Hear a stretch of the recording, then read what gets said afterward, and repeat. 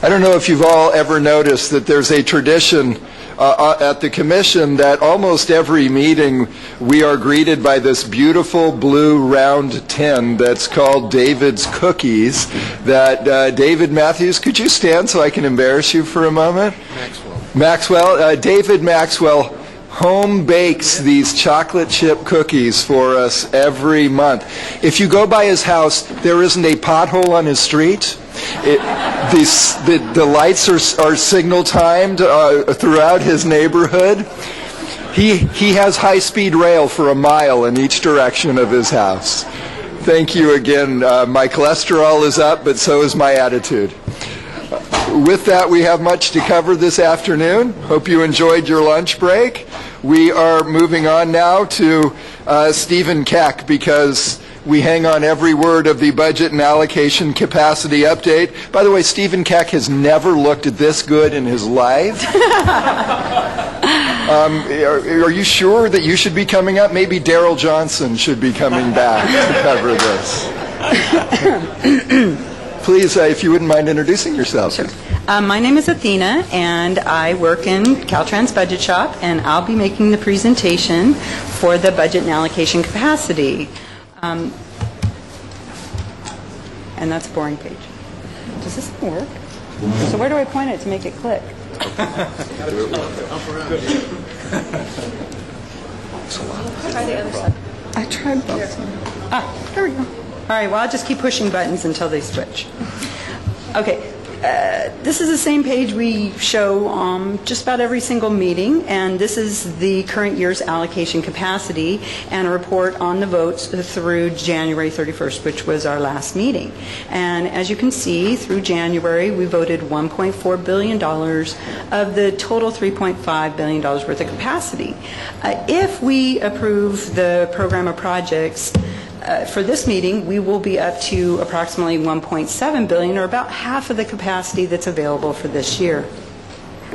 And since we have a heavy fourth quarter delivery, I would say we're pretty much on line to do the projects that we had planned to do. Would have been easier if I just said click, click, like I said before. Okay, so there's a couple things I was going to cover in this. The first one is we probably brought it up before, but a lot of people have been asking questions about the excise tax on gasoline, because recently the Board of Equalization released their figures for the price-based excise for the 2014-15 fiscal year. And they have said that they are going to lower it by 3.5 cents. Because the price-based excise is the basis for the STIP, a little bit to the shop and 44% to the locals, it's of a lot of interest to local entities as well as Caltrans. And because the reduction is so large, people were worried that this might have an effect on the STIP program or projects and the allocation capacity that's available.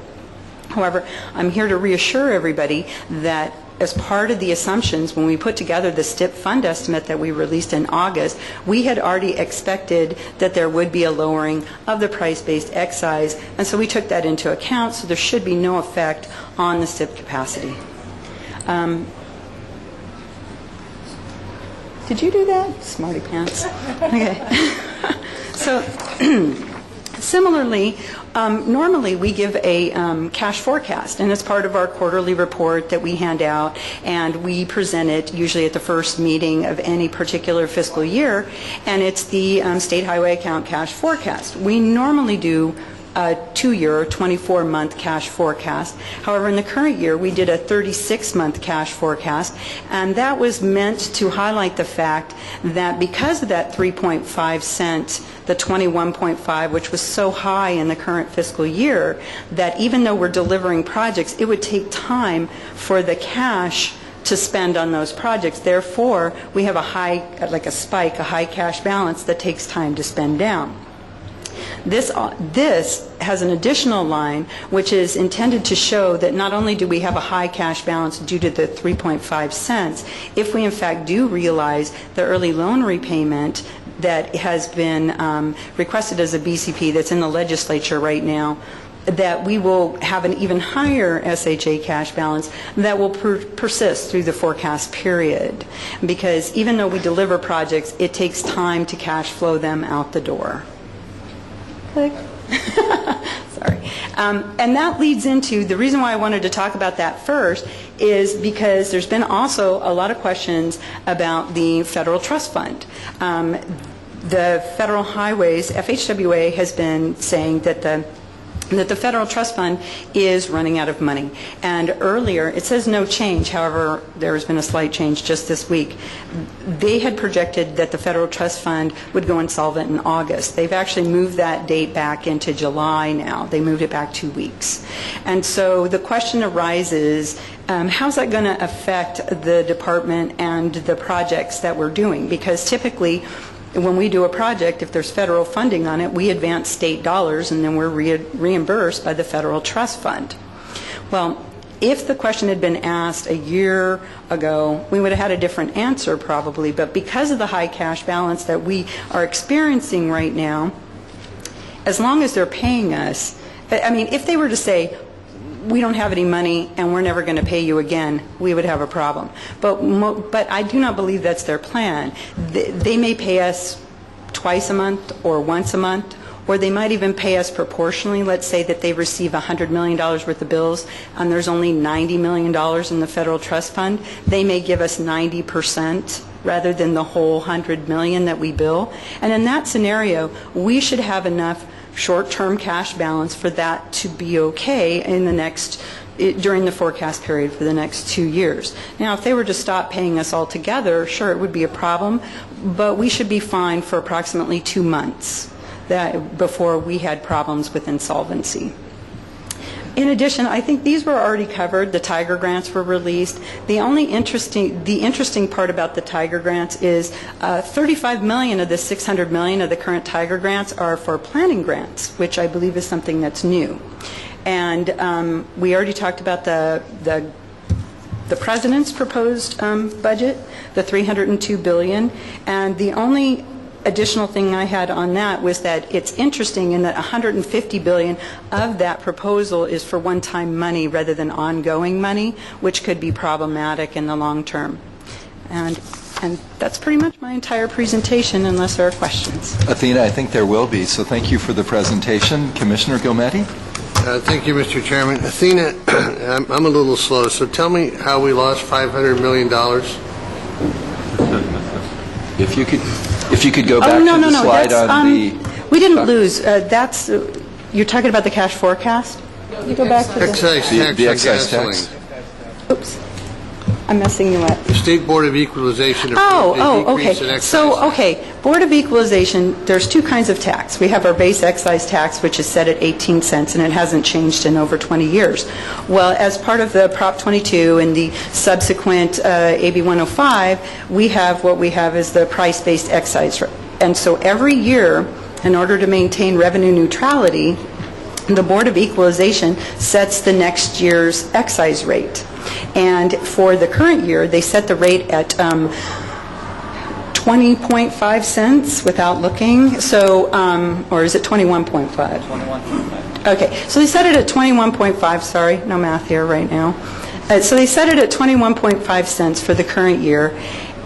And if it goes to 18 cents next year, that 3.5 cent difference is approximately $500 million. And that's not just for the STIP, that's $500 million overall. That's for the local share, the STIP share, and the 12% shop share. Well, what's the rationale to reduce it? I don't understand how do they do that? It's set in law, and the idea is, now, bear with me, it's kind of a black box. They're supposed to be looking and making some assumptions about how much gas is going to sell for, how much would have been collected in sales tax, and then they make a projection on how much it's going to sell for over the next year and how much we would make a projection. And they put all this together and come up with a rate that they vote through their board, the Board of Equalization, and they adopt it, and it sets that variable rate every single year. Sounds like a carnival shell game. Pretty much. We have other commissioners who have questions as well. I believe Commissioner Arp and then Commissioner Inman to my right. Anyone to my left? Okay. And then Commissioner Burke. Commissioner Arp? Do we have the methodology that you may not have the answer to this question, but a lot of us are looking at the calculation that the Board of Equalization is making and are shaking our heads because it just doesn't even make sense.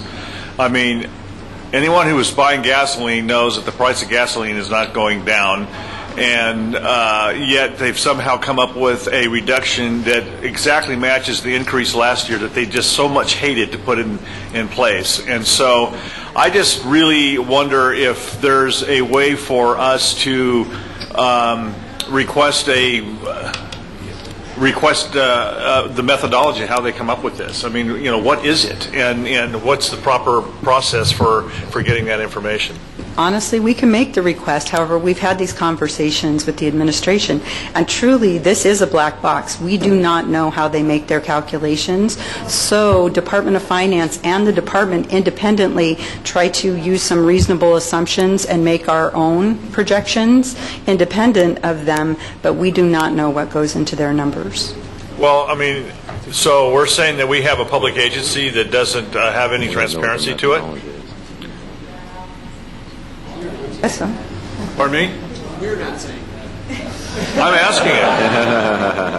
I'm asking it. I think that we just need to look at how we're arriving at $500 million is a lot of money, and the fact that, you know, that you're basically saying, look, because of the early payback of loans and stuff, cash flow wise, we're fine. You know, what that really says to me is, I mean, we have a huge deficit in our SHOP program. We have a huge deficit. We have insufficiencies in our STIP program. We have all kinds of unmet needs that were outlined in, you know, over the last couple of years, both by the cities and counties, and by the combined needs assessment. So we all know that there's not enough money out there, and yet we're basically trying to assuage everybody and say, well, look, you know, for the next few months, everything's going to be fine because we get this extra money coming in from that the governor's paying back early. What that tells me is that we really aren't geared up to take care of what we need to do if there's money coming in. And so we got this extra money. That's very difficult for us to go to the legislature then and say, hey, you know, we need additional cash to get us through the next couple of years. I don't. It's a very mixed message to me, and it's not accurate. As we hear from other commissioners as well, I believe Susan Branson on our staff may want to shed some light on this. Well, not shed light, but what you know, we were thinking at the staff table is possibly a presentation from the Board of Equalization at a commission meeting. If the commission was interested in that, we could request that. Because my understanding, Susan, while you're on the mic here, is that when this bill was passed, the reason they passed it the way they did is it was a majority vote bill. That they're swapping one tax for another. And in that theory, the only way they could pass it by a majority vote under the Constitution is it's got to be revenue neutral. Right. But my question is are we locked in at the revenue that would have come in that year when they passed the bill? Or when you say revenue neutrality, are we having a debate about, we know that the revenues would go up probably over time under the old scheme, and they're just trying to make sure that what actually that happens tracks that? Because, for example, under the old scheme, because there was a percentage of the excise tax, or part of the excise tax was a sales tax percentage, when gasoline prices went through the roof, we had all that money. Remember, all that money was pouring in, and we had to spill over into transit and all that stuff. But that's gone. So my question is, are we, whenever year 105 was passed, is that's as much money that we can take, or is it going up? Or It can go up. It's zero basing off of sales tax. So if sales tax would have been X, then the excise is supposed to collect a like amount. So in theory, if gas prices went way up, then this excise would also go up. I believe that the issue really was that when they raised it 3.5 cents, that most people doing independent analysis felt that they had raised it a little too much. And they're now... So they pared it back. Okay. I think it would be really helpful to have the BOE come in. I think as a commission, we really kind of have a duty to understand what they're doing, since that's our money. Commissioner Fromer, I think your comment resonates with all of us on the commission, but I just want to get a sense. Would there be interest in having a BOE presentation on this? Yes. Great. We'll ask Susan if she could take care of that with Andre. Susan, you had another comment you wanted to make on this before we go to other commissioners? Well, I think the Board of Equalization coming here would be great to answer the question. My thought on this is that I think of it like a cost allocation plan, where if they over-collect in 1 year, they're offsetting in the next year, so they're always 1 year in arrears. And so, but I would want to hear from the Board of Equalization on the presentation, so I'll work with them on that. Thank you. Thank you. And Athena, please don't go away. We have others who would like to chat with you. We're going to go to Commissioner Inman, then Burke, and then Fromer. Commissioner Inman? I'm looking at your state highway account 36-month forecast, and we hear over and over about our lack of a state of good repair. And so, I mean, have we questioned ourselves? I realize that we want to be fiscally responsible and not run too thin, but when we hear of the shortfall in our shop and with deferred maintenance, we can really be penny wise and pound foolish by not getting as much of our repairs done. So I want to make sure that we're just looking at a holistic picture and saying, because on the other hand, when I hear you say that it's okay if the Highway Trust Fund goes dormant for a while, we'll be okay. It's very difficult for those of us in our day jobs that spend a lot of time in D.C. trying to argue for federal dollars to act like, well, we can cover it, and I respect the fact that that's a good position and we don't have to pull people off jobs to do that. But it makes it difficult for all of us if there really is enough money somehow sitting out there. We can't really reconcile the potholes and the congestion and everything that we're hearing about with the fact that maybe there's some money. Mr. Chair, if I can offer up to respond to some of the comments. I think you're absolutely right. Any slowdown in federal dollars is obviously going to have an impact to the state of California. What staff is appropriately doing is figuring out the best way to manage dollars to limit the impact to ongoing construction and try to meter out what we can do. And I think they've done a very good job to try to figure out how to do that cash flow management if the worst case scenario with federal dollars comes up. But the message needs to stay consistent. Our needs far exceed the number of dollars we have. Federal dollars are very important to our program. They are a lesser percentage for our program than other states, so therefore we can do these cash management strategies to try to minimize the damage, but it's absolutely less revenue to the state of California to address the great needs that we have, and we need to stay on message. But I think what we also wanted to accomplish is, if the worst case scenario comes through with MAP 21, we're going to try to do cash management to minimize the impact on ongoing projects. Thank you, Mr. Director. Commissioner Burke and then Commissioner Fromer. Was trying to figure out and get the total. Would you mind just going through the breakdown and so we can know the total? I'm sure everyone else knows it, but I just wanted to get an understanding. You start with the federal and then going straight down through it. In terms of the breakdown after the reduction. After the reduction of the yes, and a breakdown of it. Yes. Of the allocation? What's the total gas tax breakdown per gallon? 18%. I said I'm sure everyone else knows it, but I'm not getting the total as I would like to really understand. Make sure I have it. Yeah, and I can probably share a chart with that later, but right now what we have, I believe the federal is 18.4 cents. Pardon? Is I believe 18.4, yeah. And I believe the base excise that we collect is 18 cents. Okay. And in the current year, the price-based excise is 21.5 cents. And starting in July, it will go back down to 18 cents. Commissioner Burke, any other questions?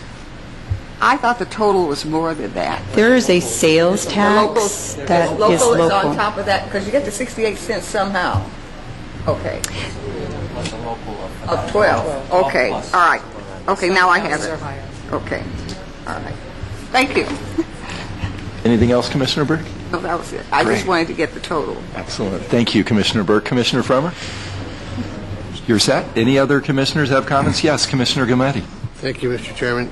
Malcolm, when your staff got this Board of Equalization new formula, which we don't know how they got to, don't you challenge them on that? In fairness, I have to do some research and find out what our ability to do that is, and what information we can gather on what goes into the evaluation on that. Because I know if my company was going to be $500,000 or $500 million short, I'd be questioning somebody. We're a lot more short than that. We've always... No, I know, but on this case here, I mean, this, and I understand it may equal out, et cetera, but losing $500 million is... Commissioner Gilmetti, can I address that point? Norma Ortega with the Department. The Department of Finance plays that role, and Board of Equalization is an independent body. So we have tried on numerous occasions with the administration, Department of Finance, and the department trying to nail down these numbers. It is extremely difficult, but we've questioned numbers. We've had questions from our local partners. But Department of Finance is the lead for the administration, and yes, we can say we need more money or we think the calculation is a little different, but we've concluded, I think, where's Athena, that the numbers are fairly close. So it is one of those things where I believe having the Board of Equalization here to try and address that issue is the best that we can do. Norma, I didn't even see Athena call in a lifeline on that, so that was She pretty did not. impressive. But thank you for coming up to the dais. I think there's follow-up by Commissioner Gilmetti and then perhaps from Commissioner Arp. What I would mention to the Director as well is rather than waiting until our May meeting for those answers, if there's a way through our Executive Director that you could get back to us with that answer, that would be good to hear sooner rather than later. Commissioner Gilmetti? Maybe it ought to be a joint presentation, Norma, between the Department of Finance and the Board of Equalization, so we can hear both sides. Sure. I was thinking a cage match instead. Commissioner Arp? Yeah, just getting back to the message that we're delivering. I agree with Malcolm that you have to do the best you can to try to make sure that you don't come up short on projects and you're waiting, for money to come through on and pay for contracts that are already out there. I get that, but rather than just say, okay, we got it covered because we got this extra money, I think a more accurate way to portray this is we have all these needs, but we really can't address them because we got to take care of the shortfalls that are anticipated through the federal trust fund and also the question mark with the volatility of this $500 million, and so you're having to take a course of action that basically does not allow you to go out there and take care of a lot of projects that ought to be taken care of.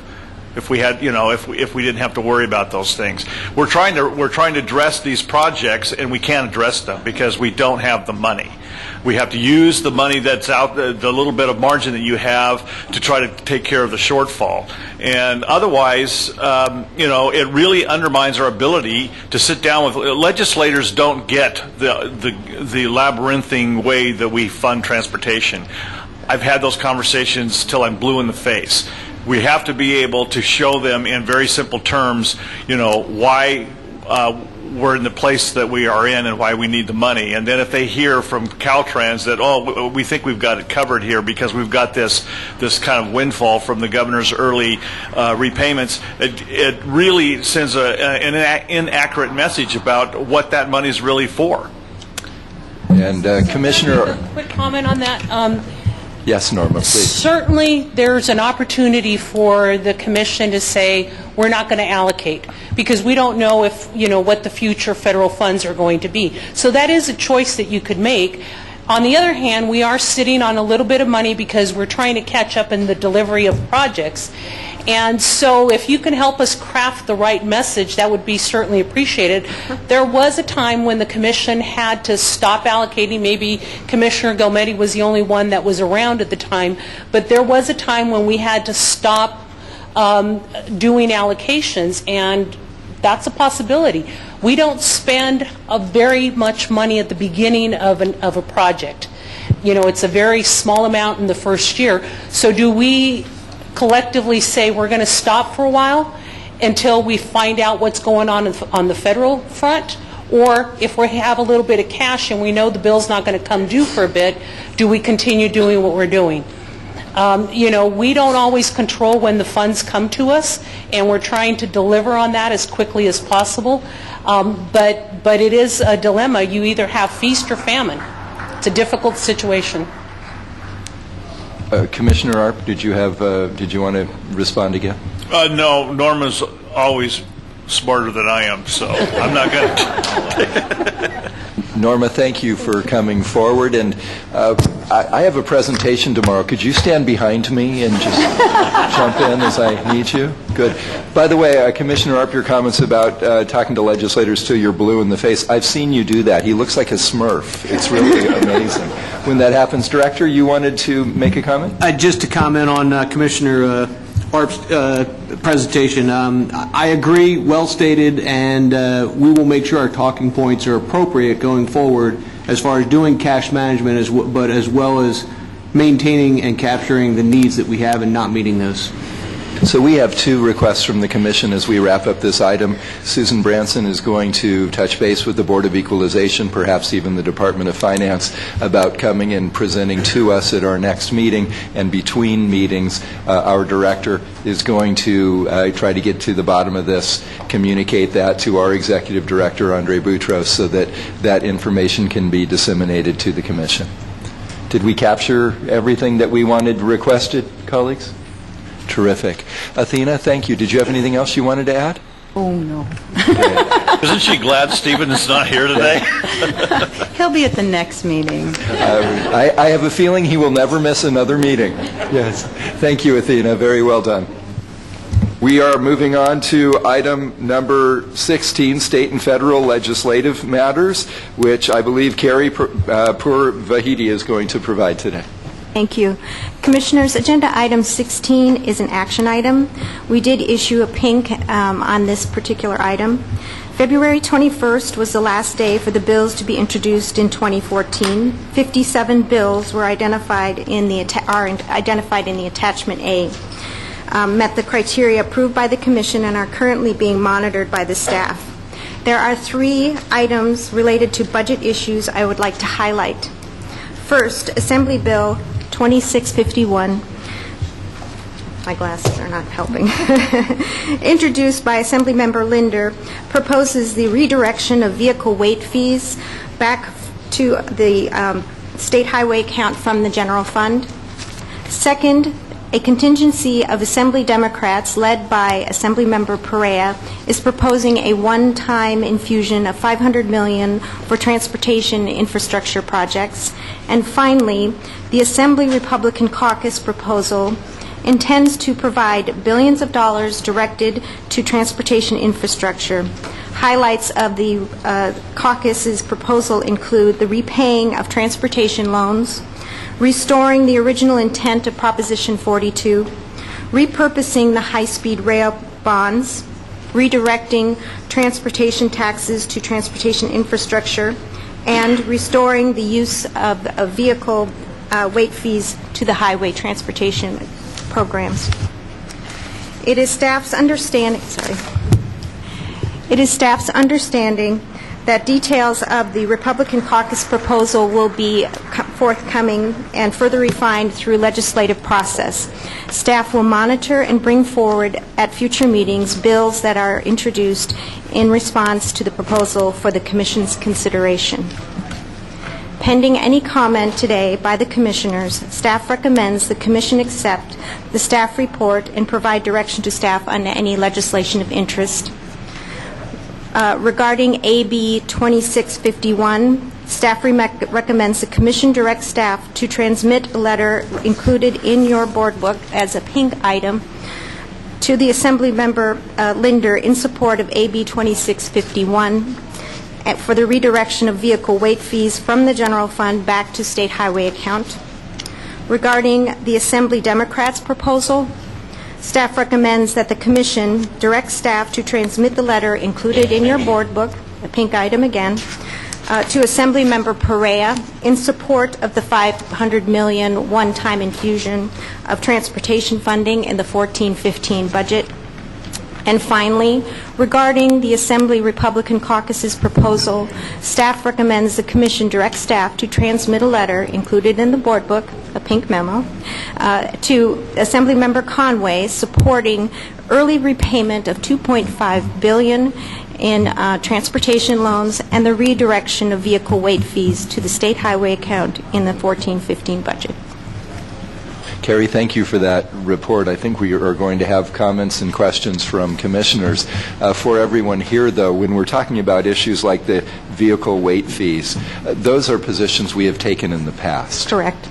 So it's just to let everyone know, these are consistent with commission action in the past. With that, Commissioner Medaffer. Thank you very much, Mr. Chair. I'll certainly move staff's recommendation. And just to comment on Attachment B, the letter to Linder, and very good report, by the way. I enjoyed reading the analysis of the brief description of each of the bills. In the Attachment B, the letter to Assemblymember Linder, I would suggest either blind copy or copying certainly Assemblymember Perea and perhaps all of the members that are CC'd in attachment in the letter in Attachment D. Again, the idea being trying to keep the dialogue going. There were a couple of bills in here. Obviously, I think we've seen them before, ACA 8, ACA 4. It's something that certainly we could discuss as part of the our own retreat issues. The pilot for VMT, this one might not be the best vehicle, but certainly something that I think that we need to keep looking at as we've discussed previously as well. So happy to move staff's recommendation. We have a motion to move staff's recommendation on the legislative action. Was there a second? With a second from Commissioner Taglioni, we'll now entertain questions and comments. I believe our Executive Director had a comment, as well as Commissioner Fromer and Commissioner Art. Andre? Yes, Commissioner Medaffer, Mr. Chair, I would suggest that we copy both sides of both letters on anything. So we would make the distribution, much broader to communicate the Commission's position on funding needs in California. Or if we want to save postage, we could do it as a chain letter and tell them they have to pass it along to 10 other members. Commissioner Fromer and then Commissioner Art? I'll defer to Commissioner Art. Commissioner Art. Just a question on the truck weight fee legislation. There's not been a lot of people that have been more vocal on that issue, I think, than I have. So obviously on the issue, I feel very strongly that we ought to be examining how we can accomplish that. It's a complicated issue, and there is interest by a number of legislators to move this. So I'm just wondering what would be the more appropriate way for the Commission to approach it, whether we are going to endorse a specific bill or we more generally say that the issue of truck weight fees is one that we feel ought to be examined and that we are in favor of the concept, and then not necessarily get behind a particular horse at this point. Could I add on to that real quick? Please do. One way I share Commissioner Arp's sentiment. One way to do that might be to send a letter to the transportation committees in both houses and the budget committee, asking about these fees. And as Jim Arp is well familiar with, there was a deal that was executed some time ago to divert those temporarily. No longer temporarily, is it? So maybe that's how we do it, so we don't step on any legislators' toes in particular, and then at the same time we don't want to disadvantage Mr. Linder, who's commendable for him for getting out there on that. So that might be a way to do it. Susan, you had a comment? Staff, we can do that. We will realign these letters. We'll send them back out to you, take a quick look, and change the copies and get that done. Andre? Oh, sorry. I thought you were leaning in. Yes. So just to make sure I'm fully on board with the suggestion is we table the letters that are being proposed here and send a single letter to the Budget and Transportation Committees. Really asking for reconsideration of the weight fee reallocation and look at bringing back that to transportation. That would be a position that the Commission supports moving forward. And perhaps a point of clarity for me as well, Commissioner Frommer and Commissioner Arp. It seems like we have an opportunity to not only reinforce positions that we already have for more funding, but to reward good behavior by legislators willing to take this on in the legislature. Your suggestion, will we still be accomplishing that by sending the right message to Mr. Linder and others who are taking these stances that we're supporting their actions? Because I've become a little bit confused. Are we not letting them know we're supporting their proposal? Yes. Madam Vice Chair, if you can help clarify it in my mind, that'd be helpful. And I was suggesting to Andre that I always love the idea of rewarding good behavior, and so to the extent that we can recraft the letters to be respectful of both sides of the aisle, but say include something in the letter that says, revisit weight fees bills, comma, like Mr. Linder's, comma, so that we know that we're referencing without overtly supporting a specific bill. Those are the kind of bills we'd like to see more of if that meets the spirit of Mr. Arp's comments. Yeah, I think that's a very good suggestion. Okay. We have several more commission mics on, but I'm deciding we should just have Norma Ortega write the letter. But short of that, why don't we go to Commissioner Inman and then Commissioner Burke? And at some point, we want to come back to the maker and the seconder of the motion if they're open to these friendly amendments. Thank you, Commissioner Inman? Thank you, Mr. Chair. I have a question on process.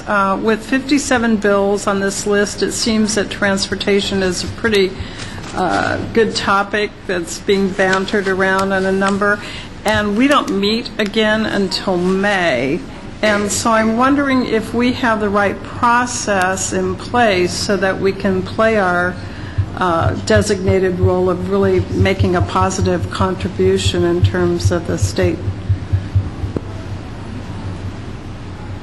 Andre, it looks like you wanted to respond to that before we go to Commissioner Burke. Yeah, if I may, staff would be delighted to really keep watch of all these bills as they move forward and alert the Commission when issues of interest or of impact, come up.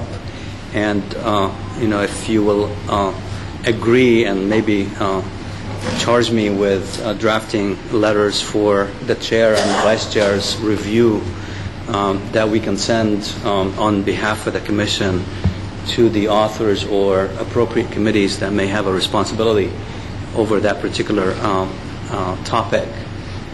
That way we're not really restricted with the timing of Commission meetings. Thank you for the suggestion, Andre. Commissioner Burke? I think it is very important for us to make clear to those legislators who are introducing bills that are consistent with our positions. I'm not sure that at this point, where it has such a long way to go, you can say that you support particular things, but identifying a particular author or identifying a particular bill when you don't know how it's going or where it's going, and do you need to ultimately end up in a press release, which is what happens when you come out and you say specifically you're supporting a particular person's bill. But I think it's important for us to make it very clear that certainly the whole freight issue is one that's been debated and we have taken very strong positions on. I think it's important to make it clear that we're supporting that. I do think that at this stage of where there are going to be a lot of hearings, there are going to be a lot of discussions and a lot of compromises in bringing together these bills, that if we can talk about policy rather than a particular bill, I would think it makes a better sense. Thank you, Commissioner Burke. If we may go back to the maker and the seconder of the motion, Commissioner Madaffer, Commissioner Taglioni, the suggestion by our executive director is to tweak the language a bit, recognize and thank these authors without citing the bills, perhaps, that we're supporting by name.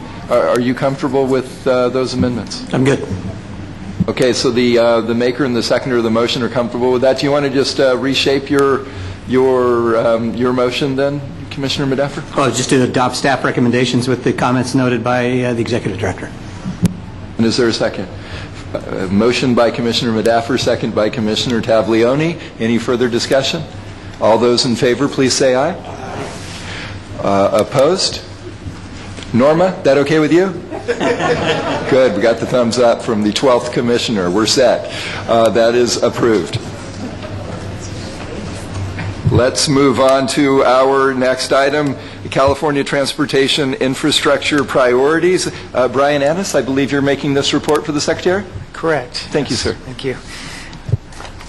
Well, this is becoming a regular feature of the CTC meetings. The governor asked the secretary last year to form a work group and look at transportation priorities and funding issues, and to have been reporting at CTC meetings to keep everyone up to date on this effort.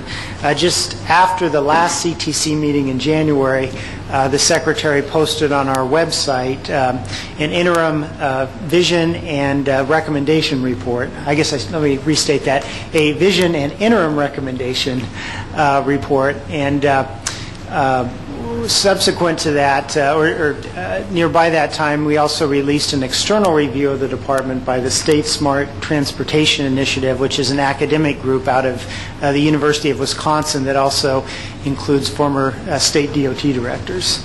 At a high level, the California Transportation Investment Priorities, or CTIP work group, came out with a vision that is one that provides for the efficient flow of people and goods across our state and within our communities, while achieving our goals of mobility, safety, and increasingly sustainability. Our group focused on 5 key concepts to help us achieve this vision, which are preservation, innovation, integration, reform, and lastly, funding. And I want to talk a little bit about the first 3: preservation, innovation, and integration. And with those, we were able to, with those concepts, we were able to craft the governor's proposed state budget, and we feel make some progress in all of those areas. As discussed at the January CTC meeting, in the budget we do have about $1.7 billion of money above the baseline, if you will. Some of it's one-time, some of it's ongoing. We have a loan repayment of about $350 million that was originally due in 2020-21, and that's accelerated. That helps with the first of those 5, preservation. That would help fund some local road repair, pothole repair of $100 million. There's additional $100 million for state pavement. Also, some remaining Prop 1B funds for transit. Those funds are fully released in the budget, and a lot of that money, when we look at the projects that have been programmed, are for replacement of buses and fix-it-first type work on the local transit system. Also on that second one, innovation, our budget, that loan repayment does include some funding for intelligent transportation systems, kind of that. Someone reminded me that's the O in the shop that sometimes gets neglected just because of our funding shortages. Finally, in that integration point, the budget includes, through our cap and trade program, funding for rail modernization, both the state high-speed system and then the local passenger rail systems. And finally, the implementation of sustainable communities, the SB 375 work. There's money in the budget for those things as well. And those were the first 3. The next was reform, and in reform, we're talking broadly here to talk about the effectiveness and efficiencies of our existing programs, an examination of our expenditures and making sure those are aligned with our policies or our highest policy goals. And finally, really the performance management and communication of the Department of Transportation. And on that reform effort, there have been a lot of steps taken over the last few years. Director Doherty in his presentation talked about the mile marker report. We see that as significant in addressing some communications issues the department's had. The director also has established the Enterprise Risk Management Office at the department, which we think will help streamline some efforts and save cost. We also, of course, happily at the beginning of this meeting adopted the Active Transportation Guidelines, which we think are a real good reform in terms of realigning some of our funding. All these things are significant, but the Secretary felt that an external look would also be beneficial, and he brought in the State Smart Transportation Initiative, and we benefited through some former state DOT directors, Al Beeler, former DOT director of Pennsylvania, Doug Foy of Massachusetts, and Gene Conte of North Carolina. And really, I think very helpful to have a look by these practitioners that had a fresh view and perhaps weren't mired by the kind of a bias toward the status quo in California on how we did things, but really had a fresh view. The SSTI report came out with some recommendations, and at a high level, they recommend focusing more in California on our existing assets. Concepts like preserving our current highway system better, local roads, also operating the existing system better through a greater focus on operations, and also things like managed lanes or express lanes that for a lower amount of money can give you some capacity benefit.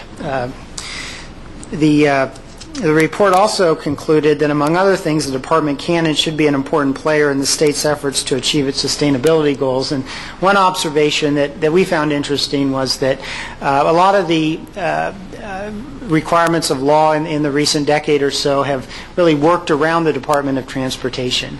Of course, all the locals know they've been given the biggest burden, I think, in reshaping their transportation projects for sustainability and land use, and the state has not been asked specifically to do a lot in that area, but the recommendation of SSTI is that the state should do more, and we agree with that.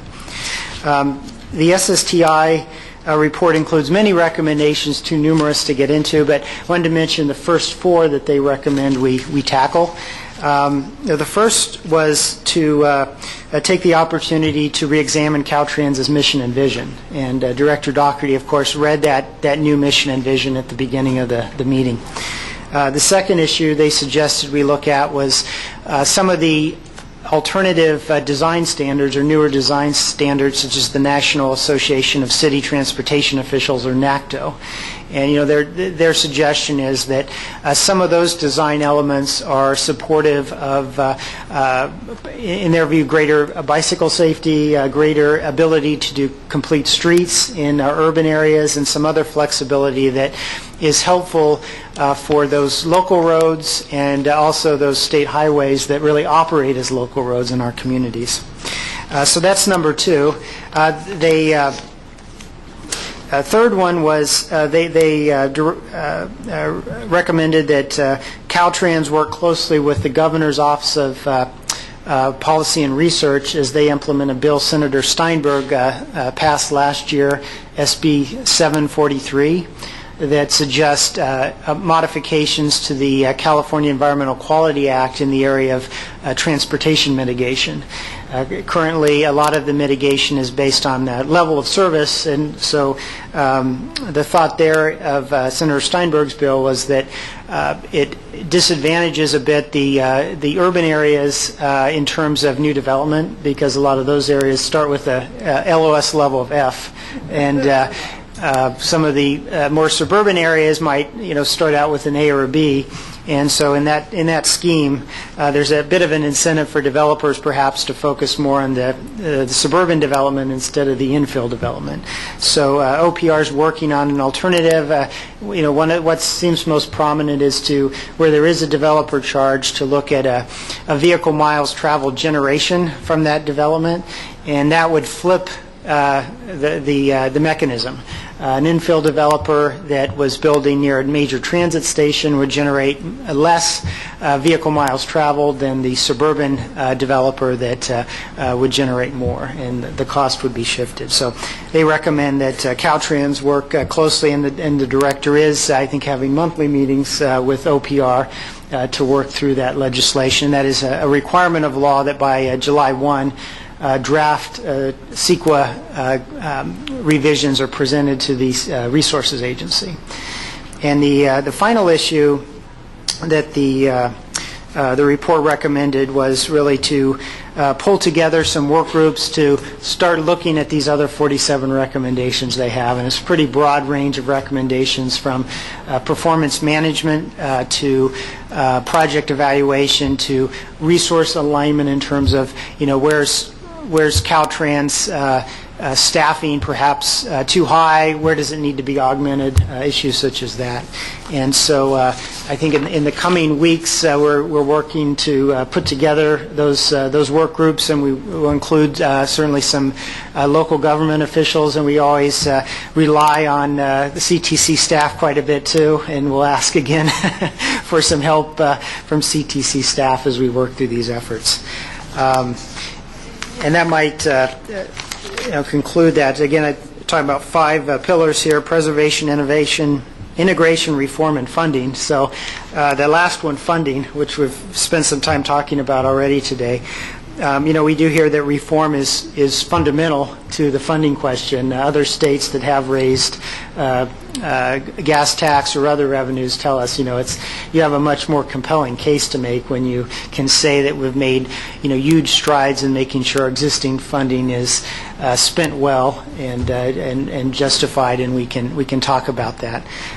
So on the funding issue, that's where our CTIP report I mentioned that was released about a month ago suggests some areas that further evaluation and work we think would be beneficial. One of those is continuing to work with some of the western states that have looked at the road user charge concept, and of course Oregon has run a pilot over several years, and the idea of this is, as Commissioner Madaffer suggested, with the zero-emission vehicles. We see not only zero-emission vehicles increasing to perhaps 1.5 million vehicles by 2025, but also fuel efficiency standards also taking huge leaps. So our existing transportation revenue, as Caltrans had presented last meeting, it's not only staying flat, it's probably going down.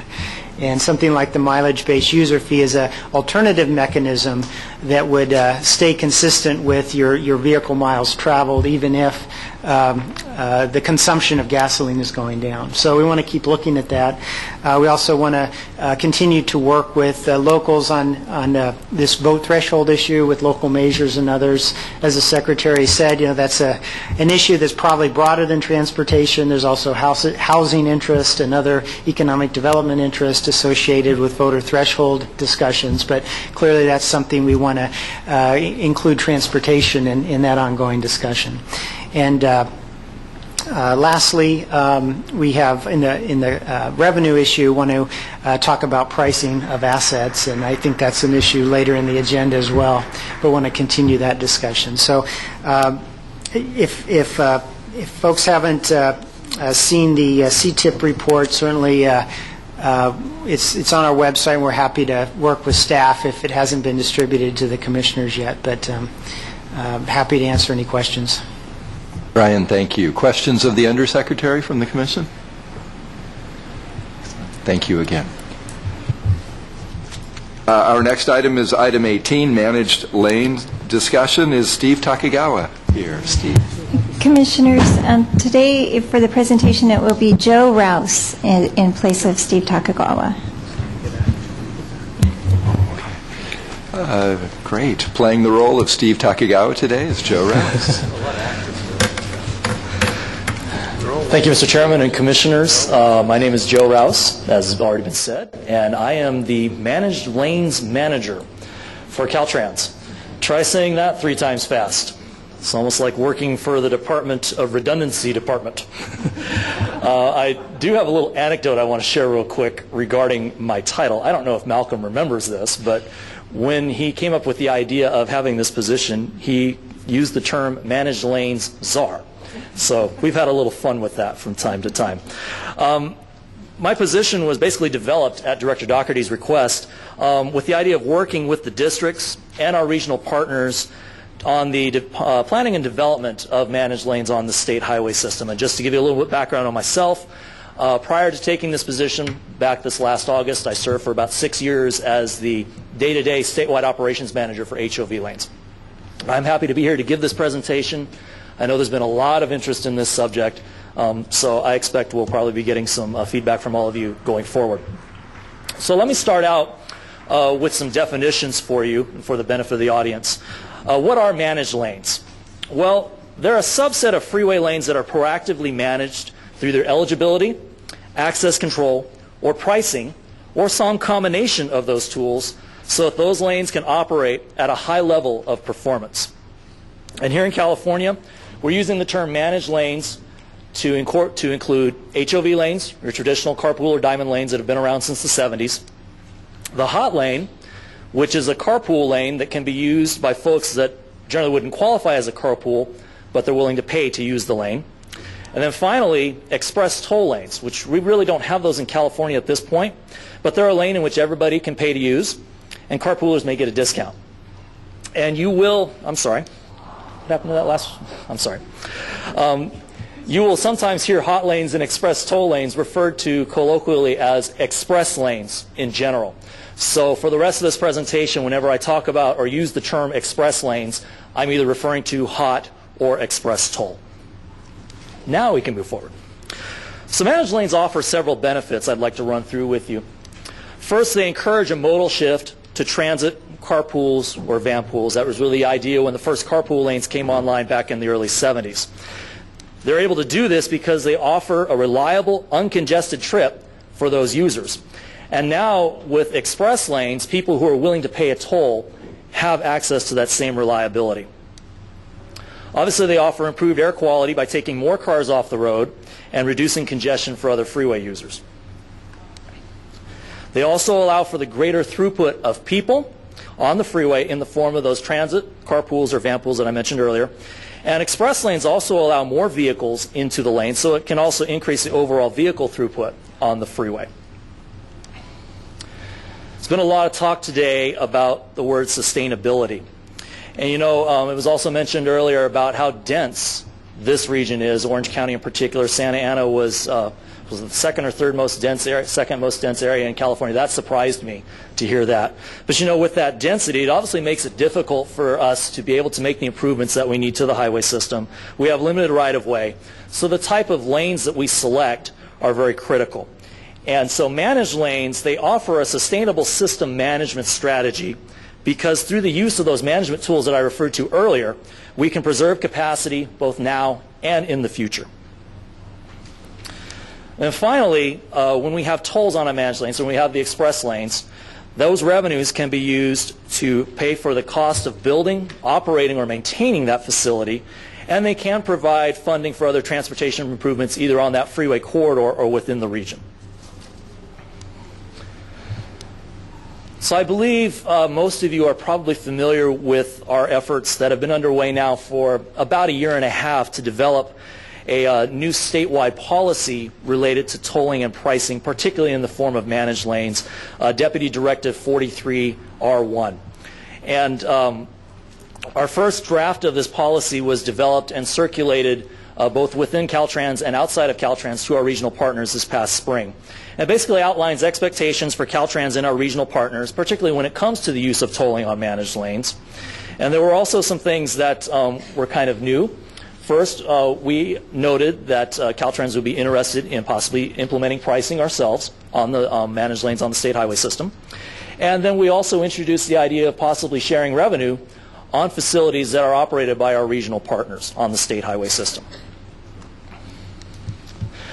I think it goes without saying that this generated a lot of interest from our regional partners, and I wanted to quickly summarize some of the most key concerns that they expressed to us through this review process. First, there was a lot of concern as to whether Caltrans would implement pricing without local input. There was also some concerns about the idea of revenue sharing and the impacts that it could have to project financing for these locally funded projects, locally operated projects. And then finally, there was a lot of comments about how Caltrans needed to kind of explain how this tied in with HOV lane degradation. I could go into more detail about that if folks are interested what we mean by degradation. I'm sure some of you know about that. But they wanted to try to see how this policy tied in with our response to degradation.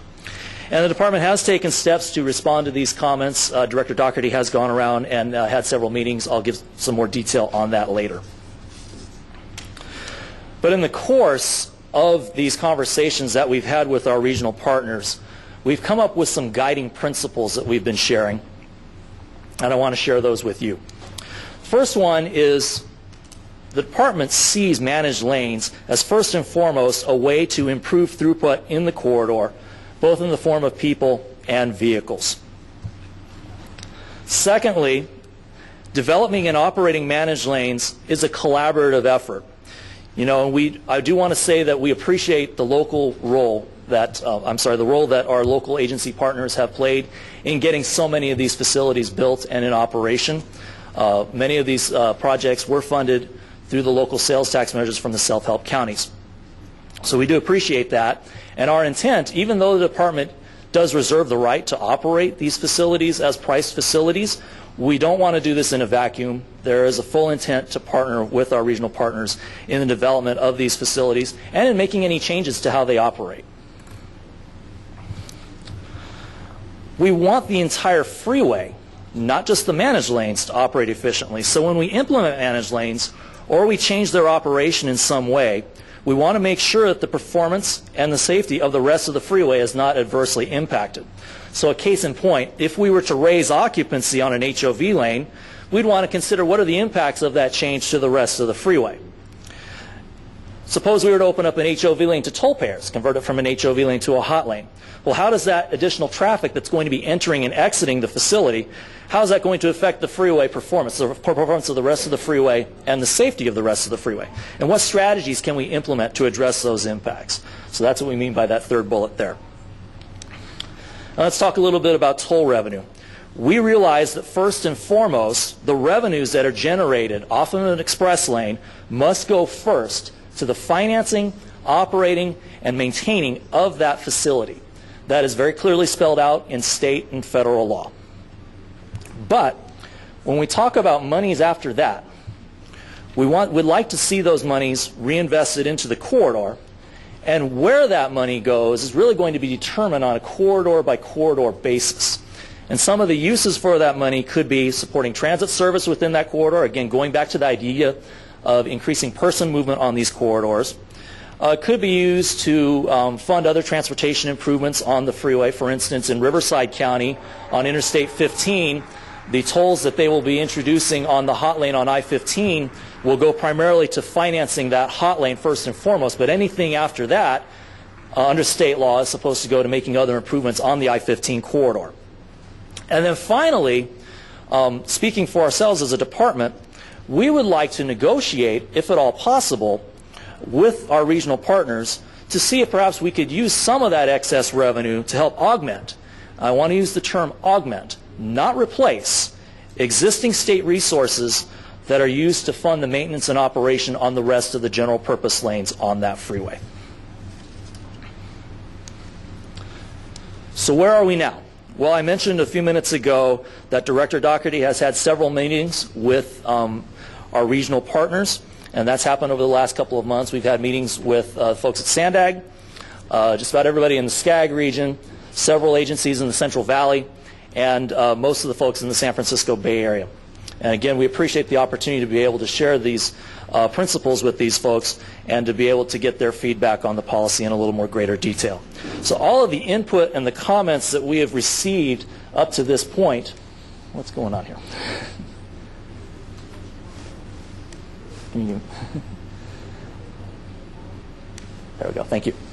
So all the input and comments that we received up to this point are being taken into consideration, and we are working on an updated draft of the deputy directive, and we're hoping to have that ready for circulation shortly.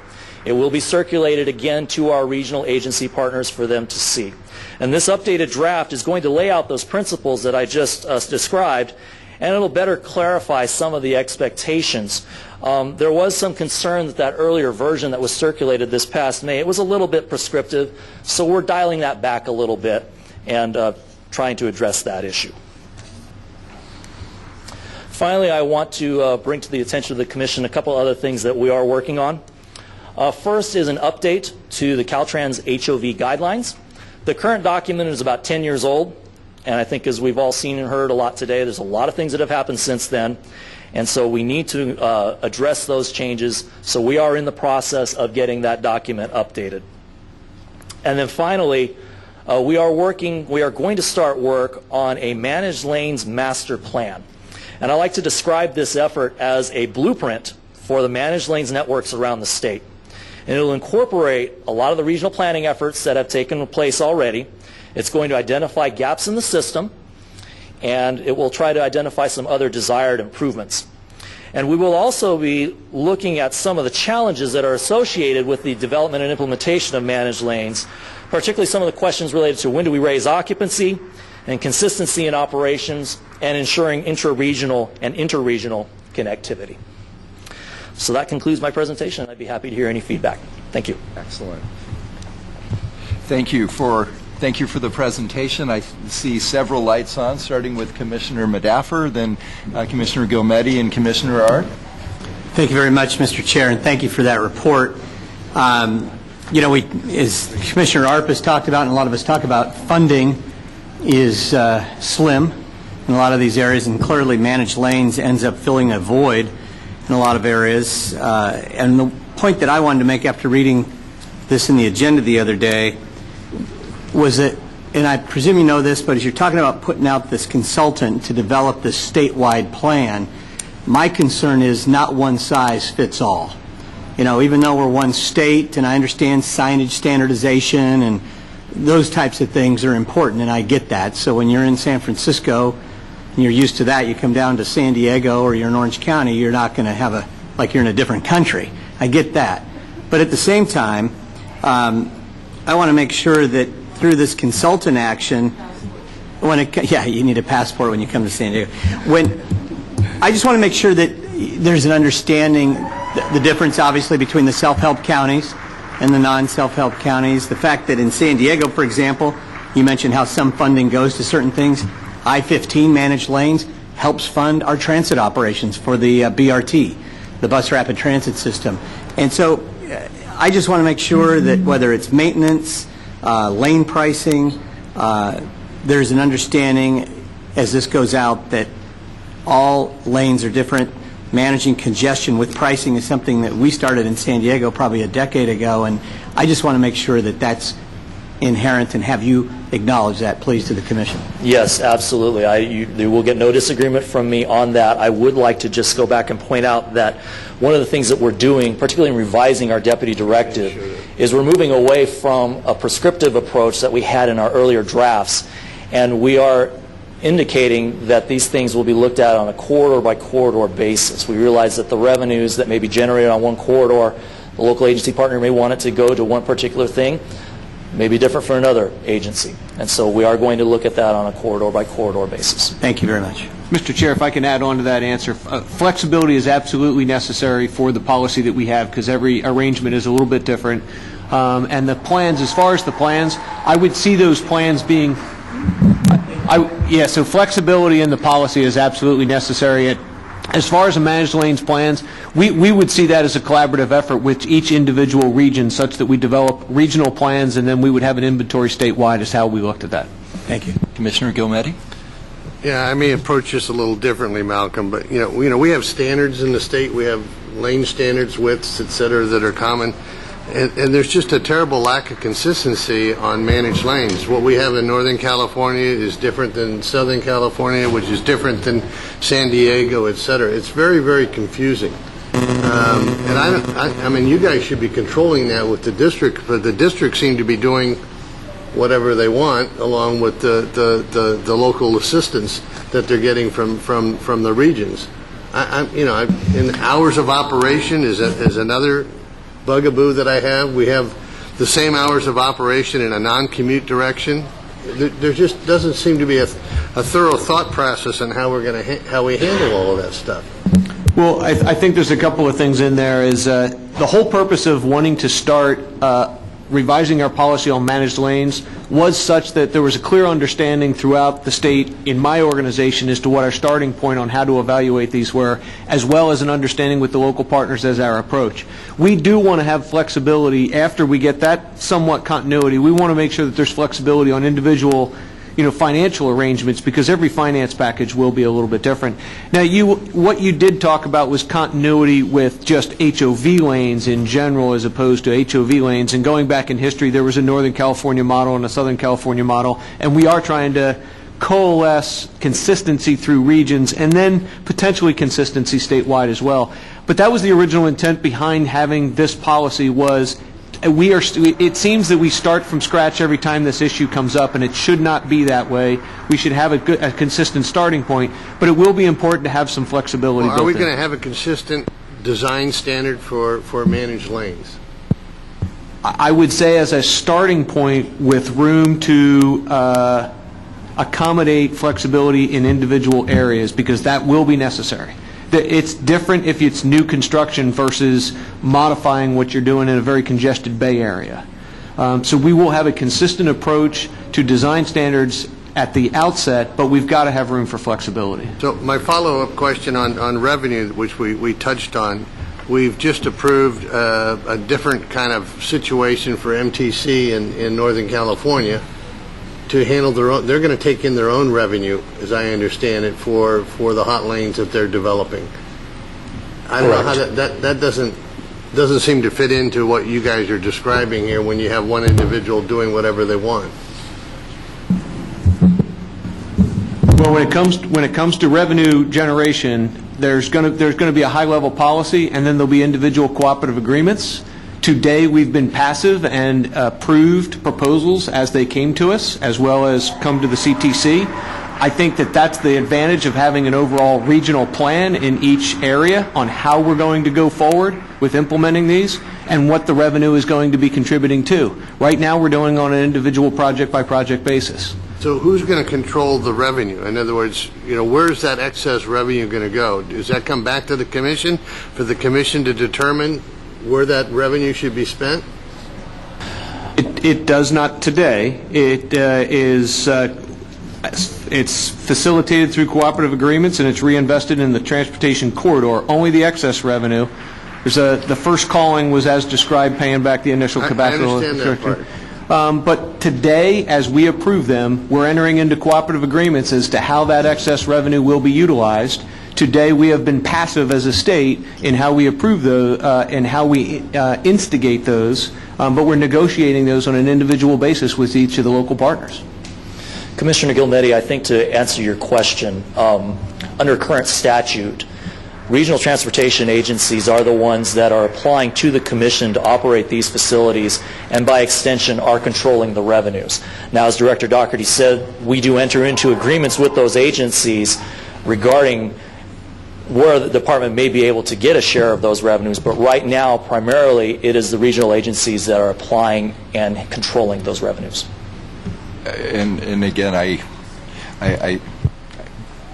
think the overall point is these are funds generated from and for the state highway system, and what funds are coming back to the state.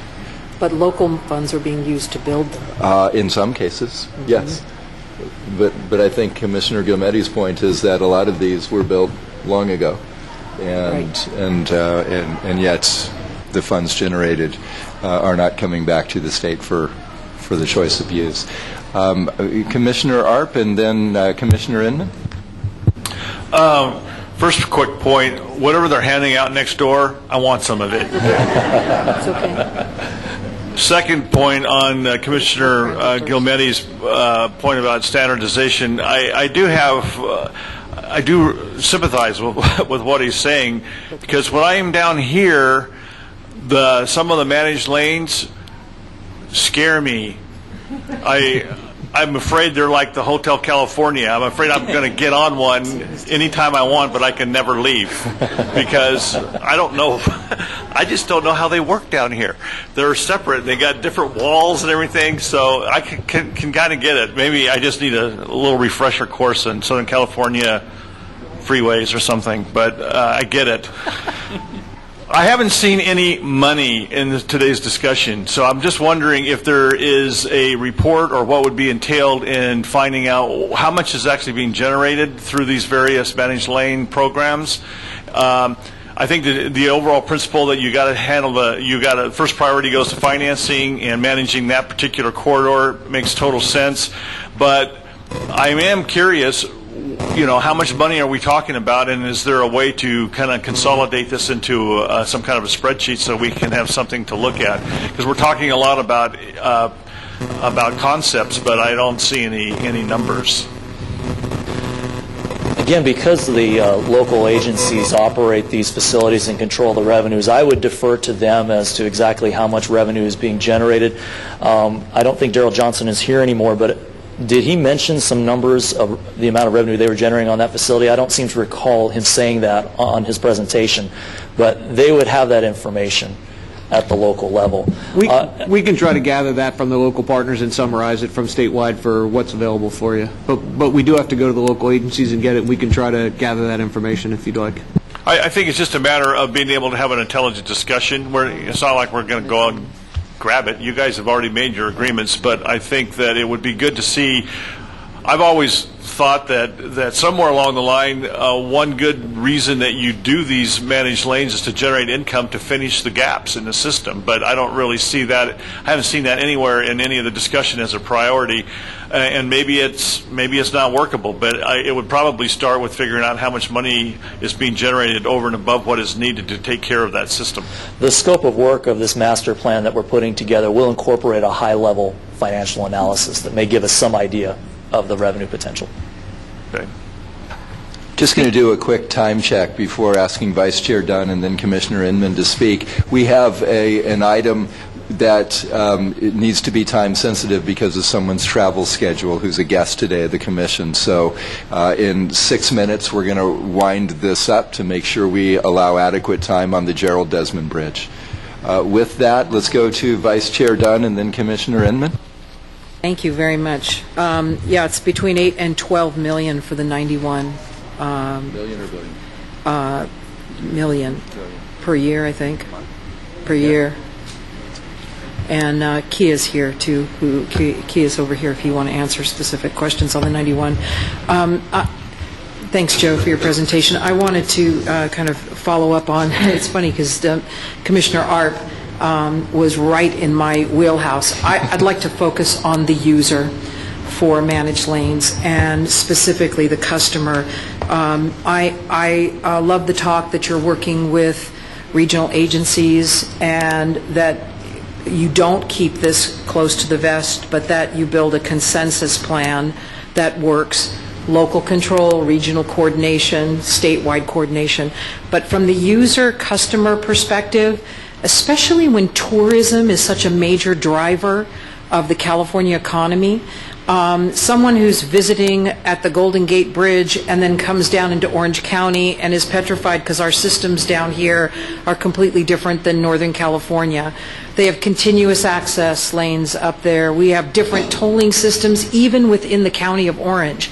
So you have a user that has toll road anxiety and they don't use it. They don't have choice, and you don't have the ability to have, improved throughput because our system is not uniform. So I get that we need local issues and working with agencies specifically, but at the end of the day, we also have to remember that the users, from freight to visitors to workers, we should have a predictability about the system that I think is lacking, and I would ask that the focus on just toll management at some point also include, operations, the ability for users to use it. And I've never heard anybody talk other than you and I specifically about those kind of things. continuous access, tolling technology differences, and then the connectivity between, your presentation is on managed lanes. With a little bit of luck, we'll have managed lanes that go right into toll roads. We need that connectivity also looked at to make sure that the system is continuous and that whole toll road, toll lane anxiety is overcome in the state, if that makes sense. So I would ask that you take a look at the customer, the user. Last but not least, with all due respect, there are certain local agencies that aren't expanding the managed lane system. They've just chosen not to for whatever reasons. In that case, Joe, please reach out to local business groups, your business community, and don't just focus on meeting with our local regional transportation agencies, because there are other constituencies that are maybe more in favor of working with you and helping getting through that whole user aspect that I think would be beneficial. So thank you very much for your presentation. Thank you, Commissioner Dunn. If I could just real quickly respond to that, and this also ties into some of the other comments that several of you made. A couple of years ago, the department completed what we called HOV Express Lane Business Plan. And it was a joint effort between the department, our districts, and the regional partners. And one of the things that was identified as coming out of that business plan is that we want to have a seamless system for users. So I don't believe, you won't get any argument from me that that is something absolutely that we need to focus on. Thank you, Joe. Commissioner Inman, I think you might have the final word. By the way, Commissioner colleagues, we can come back to this if we need to, but we want to make sure that we're able to hear from Gerald Desmond on Gerald Desmond Bridge. Thank you, Mr. Chair. A couple of things. One, if you could be consistent with the transponders, we'd all be in favor of that. And I do want to make sure everybody here knows it is possible to get an Orange County transponder that works in Los Angeles. So they are. They're on the black market, though. It can happen. You have to ask, but you can make it happen. No. But I think this speaks to a bigger issue that we all are going to have to work through. And it goes back to Commissioner Dunn's earlier comment today about the SCAG region and 74% of the funding coming from local sources.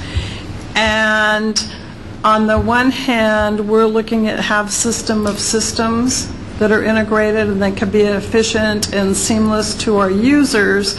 But on the other hand, we're asking for different people to pay for different things. So that can only work when you have really strong trust that's built, and we've heard over and over again, the further it gets away from our local community, the trust kind of dissipates. So I think we still have an awful lot of work to do with this.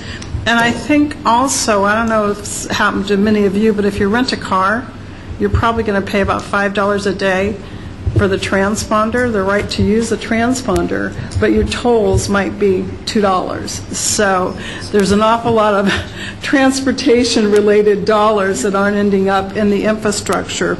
But I think we just have to work very, very cautiously, and I know that each deal is negotiated separately, but that puts us into some really strange relationships, and we're going to talk a little bit later today about the I-5 corridor and one guy doing the work and the other guy paying the bill. I say that generically. But I think, we've got to be careful as we walk through these times, because what we're ending up with is really the potluck of funding. And our agencies are asked repeatedly to piece together these potlucks that can produce a project. But it's not as simple as the old days when we got 90% of our money from the feds and we knew how to build a highway and this is the standard we used and it happened. So I think we've got a lot of issues to work through till we get to the goal line together. Joe, why don't you hold that thought, and we will come back. I know Commissioner Arp and others perhaps would like to continue this dialogue. Sorry. I don't want to do that. Okay. Commissioner Arp, thank you for clarifying that. So, Joe, don't go too far away. Go sit next to Norma or something, and we'll come back to you. But as you know, we as a commission, on behalf of the taxpayers of California, made a huge investment in the improvement of the Gerald Desmond Bridge, and we'd like to have Al Morrow come up, the acting executive director of the Port of Long Beach, and provide us with a status update. Al, welcome to the commission meeting. Great. Thank you, Mr. Chair and Commissioners. Thank you for this opportunity to take a few minutes here and give you an update on a very exciting project here in the state of California. And thank you for adjusting the agenda to accommodate my travel plans. Luckily, I'm leaving right here from Orange County Airport, so I appreciate the change. First, just very quickly about the port and the significance of the port. 40% of the goods that are shipped to our nation come through the San Pedro Bay. The Port of Long Beach alone handles about $180 billion worth of goods every year. The port accounts for or supports 1.4 million jobs nationally, and just in Southern California, in this region, 300,000 jobs are associated with international cargo movement. Truly, the port is an economic engine. But we have economic threats. We have competitive threats out there, and we continue to work hard to counter those threats. And what we have done is we're in the midst of a very aggressive capital improvement program. We're improving much of our infrastructure within the Harbor District, the port area. We're also modernizing our terminals. They are becoming known as the cleanest, greenest in the world, but they're also very, very productive, very efficient terminals. So truly we're building the port of the future. The Gerald Desmond Bridge, a very significant asset for the Port of Long Beach, and the replacement project is a very exciting project. The existing bridge is about 50 years old. And functionally, it's obsolete. It's carrying a much, much heavier traffic volume than its design intent was. It's very low above the water, a metric called air draft. It cannot allow the cleanest, newest vessels to pass beneath the vessel. There's a picture of delivery of some rather large, but nevertheless under the bridge, the ship-to-shore cranes. And I believe there was about 4 or 5 feet of clearance underneath the soffit of that bridge. The importance of the new bridge is that it's a major arterial for international trade. This connects with the southern terminus of the 710, which a lot of the cargo from both the Port of LA and Long Beach travel to distribution centers inland.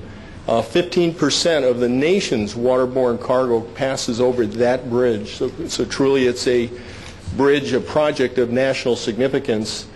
Over the next 3 remaining years, this will generate, in terms of short-term jobs, 3,000 jobs per year over the next 3+ years. And it's tremendously going to improve traffic flow and also for vessel navigation. Some features about the bridge, new bridge. It's a design, build, delivery method. This is with partnership with Caltrans. It's a cabled stay design, which is a very efficient and very economical design for this kind of a span. The old bridge had a vertical clearance above the water of about 155 feet in round numbers. The deck will be 205 feet in the air, allowing the largest vessels, but the newest vessels, which are very clean burning, just like newer vehicles, are very cleaner as far as emissions. The old bridge did not have any shoulders or emergency lanes. The new bridge will have emergency shoulders. If there's a breakdown, that can be managed very efficiently. Instead of 2 lanes essentially in each direction, 3 lanes in each direction. And then for the public bicycle and pedestrian facilities and vistas at the top of the deck and along the deck, which will provide great vistas of the port and the skyline of Long Beach. A little bit about our funding partners, and some of them are here in the audience. In fact, I know from FHWA, Rick Backlund is here. Caltrans Director Malcolm Doherty is here. And from Metro, David Yale is here. So there's a picture of our partners, but also I wanted to point out with our bridge design build entity, the contractor, SFI is Shimmick, FCC, and Improgilio. This entity has a great depth of experience, very strong resources.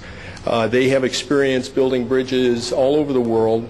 And frankly, we're glad to have them as a partner, and I do mean a partner. This is a very complex project, even exciting, but nevertheless complex, and it takes a partnership amongst all three of us, Caltrans, the port team, working together with and in partnership with the contractor. Some features or significance about the schedule. This is the contractual project schedule, and I think what I want to describe here is there's really about 5 major components of the bridge. Overall, it's about 1.5 miles long from east to west. On the east end, it's at the southern terminus of the I-710. There's the low approaches, both on the east side and the west side. There's the high approaches, both again on the east side and the west side, and then there's the main span. And the sequence of construction that's underway, foundation work is, over the last year, we've cleared the right-of-way for the new bridge, which that's a picture, a graphic of, which is immediately northerly of the existing bridge. And foundation work is beginning for the main towers and the high approaches. At the same time, the contractor is gearing up to start the low approaches on both the east and west end. The scheduled completion is in 2016. Funding and budget on this, for the program budget, it's currently a $1.263 billion project. The funding, when we did the funding plan back in 2010, that was $960 million. So you can see this is an increase of about $300 million above the funding plan. And I want to talk a little bit about the allocation of the funding. I won't go through every piece of the pie there, but you can see all the partners on this project and what their contribution is. But over on the left-hand side, the Port of Long Beach, during the funding plan, committed to $114 million for this project. And then in 2013, we presented to our board a budget adjustment, increasing the project budget to $1.1 billion, which created a funding gap in red of about $140 million. And then in October of 2013, the $1.26 billion project, and it shows the funding gap right now exists at about $303 million. Just very quickly on some of some pictures here, just a few on the status of what's going on. This is looking along the right-of-way of the bridge. A year's worth of preliminary engineering, final design effort has been underway by the primary designer on that design build entity is Arup. We've cleared the right-of-way. We have 90% of the utilities out of the way. And there's a couple of slides here about oil wells. This isn't a legacy oil field in the early 1900s and on. There's operating wells in this area. There was a tremendous effort in relocating oil wells, active oil wells, as well as re-abandoning wells that had been abandoned in the mid-1900s and re-abandoned to today's standards. It was probably the most dominant cause of the overage in the cost to date. The good news is we're significantly through that effort. This is a picture showing what we dealt with since it's almost over. But we have the deep pile foundation for the bridge, but throughout that entire stretch of the right-of-way are all these 23 oil wells that were either idle or active that had to be dealt with. And again, the good news is that we're only have about 2 left. Here's a video. It's very short. I'll do that, and then I have some closing comments and then questions. The Gerald Desmond Bridge is being rebuilt, and already construction is visibly changing the landscape. However, before foundations can be driven into the ground to support the weight of the new bridge, the land below, hundreds of feet below, also needs to be prepared. So what does this mean, especially when the site is also home to one of the largest oil fields in the United States? Basically, what they don't want to happen is to have their piles intersecting our wellbores. So we need to make sure that our wellbores, our old wells, are out of the way of their piles, which is exactly what we're doing here. This is the most ambitious oil Okay, relocation we'll go back to the project that we've talkies, ever I worked guess. on with the Port of Long Beach. We have wells I think it's that you worth can see watching, behind and me again, that it's are not being that removed. long of a video, When we're but it'll all said show, and done, our top what of it our shows well is some of the will be 250 construction feet elements. below our We, surface to accommodate the there were foundations that interviews will with be some of the field supporting the new bridge operators, that's the being oil field developed. operators We that just have a talked few about left to do. what it There's a takes lot to of abandon utilities in the an area, oil well some that of might which have been need to be drilled used by back in third parties before we can 1930, access them. and of When we course first the started, it abandonment was taking months. methods back but in as our learning those curve days increased and we were got very better at it, crude, we've been getting sometimes it just down to explosives down in the knock hole it out in a about couple a of weeks. mile deep. Others, they just Since shoved 1939, more than creosote timber 6,000 wells have down been drilled into and the said, well, Wilmington it looks oil good to field, us, and they which is moved roughly on. 13 miles long and 3 miles across. Wells Again, ranging about a from mile and a 2,000 half to overall, 11,000 feet and deep. full of oil Over wells the past and 40 miles years, and miles most of these wells have utilities. been abandoned as their There's production cycle a came to an graphic end, of leaving behind an underground maze of the new half wells bridge bored and some of the metal deep pipes pile called foundation, the caissons, caissons which are that'll be filled with built. cement to prevent soil and water contamination. Naming To prepare the rights, land yeah, the for the new bridge. We these should have casings sold had those. to be removed and the land made secure. Accomplishing There's this task, there's a which had picture of the never been done oil field in before, some early required days. both engineering ingenuity and enormous horsepower. Wilmington Imagine Oil a Field is one of the 7-foot most diameter productive pipe oil wells that you even could today west of the Mississippi. So let me just, a couple of closing remarks in terms of upcoming actions. We have 2 wells remaining. Work is well underway on that. We really feel that we've got that burden behind us. We are working together, and Director Malcolm Doherty knows this as well as I do. We have a strong commitment to resolve engineering design issues. Again, a very complex design, a spectacular structure. So we're working through that as I mentioned before, in a partnership type of mode. We have developed a very, very comprehensive traffic management plan, and this is multi-agency. We recognize that not only our aggressive capital improvement program at the port and its impact on traffic locally, but also our neighboring cities and agencies, the Port of L.A., the City of Long Beach, projects that Caltrans may have underway in the vicinity. And we collectively share our information and all that intelligence, and then a traffic management plan so we don't detour a detour into a detour. And so far it seems to be working. We're reaching out to all the stakeholders and, of course, informing them, and our goal is to minimize the impacts of traffic closures. We have a significant one coming up here probably in the spring, and it's the closure of the on-ramp to the bridge from the southbound 710. I can tell you we've had extensive meetings with all the stakeholders on this and what our plans are, and then we individually meet with them to work through the traffic management plans. We're coordinating well and completing our easement agreements with Caltrans, and because of that funding gap, we are actively seeking other funding sources to complete the funding picture. So for us, for the port, it's very exciting times. The future is very bright. We have been fiscally strong. We exercise very strong fiscal responsibility, and we keep our reserves heavy.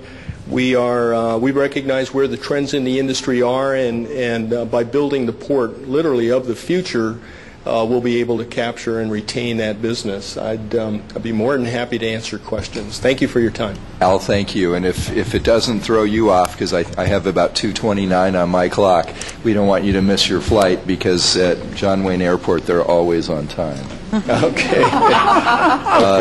The Vice Chair has asked if you could please spend some sales tax dollars at the airport, but I see several commissioners who'd like to comment. So let's go with Commissioner Inman, Commissioner Assemi, Commissioner Burke. Hi, Al. Thanks Hi. for joining us today. My Question pleasure. for you. Your $303 million delta, most of that occurred between April of 2013 and October of 2013, or October of 2012 to October of 2013. My concern is we're about a week away from April 2014, and if we had the same trend line of the budget difference that we had in the last 6 months between April and October, that was a $160 million difference. where are we today? Yeah, and I knew that question would come up. Thank you. The trend line will not continue. The reason being is that, and I mentioned it, that the dominant cause for the overage was the right-of-way clearance and these old oil wells. I don't have my exact number, but what we found were that records were very poor, if there were records at all, and so the cost overages that we've experienced, again, being behind us, we clearly see that trend, that line flattening out. The difference, and I don't need to bring this slide up, but we had about $140 million gap when we approached our board with a revised budget of $1.1 billion, and then between April and October through that year, it raised up to a 303, so just about doubled. And again, that was in an activity, a time period where a lot of that oil well was really being crunched through, and unforeseen conditions underground with utilities as well. I think, as most of you have probably experienced with construction projects, a lot of the devil is in the ground, and we're getting out of the ground. We've cleared the right-of-way.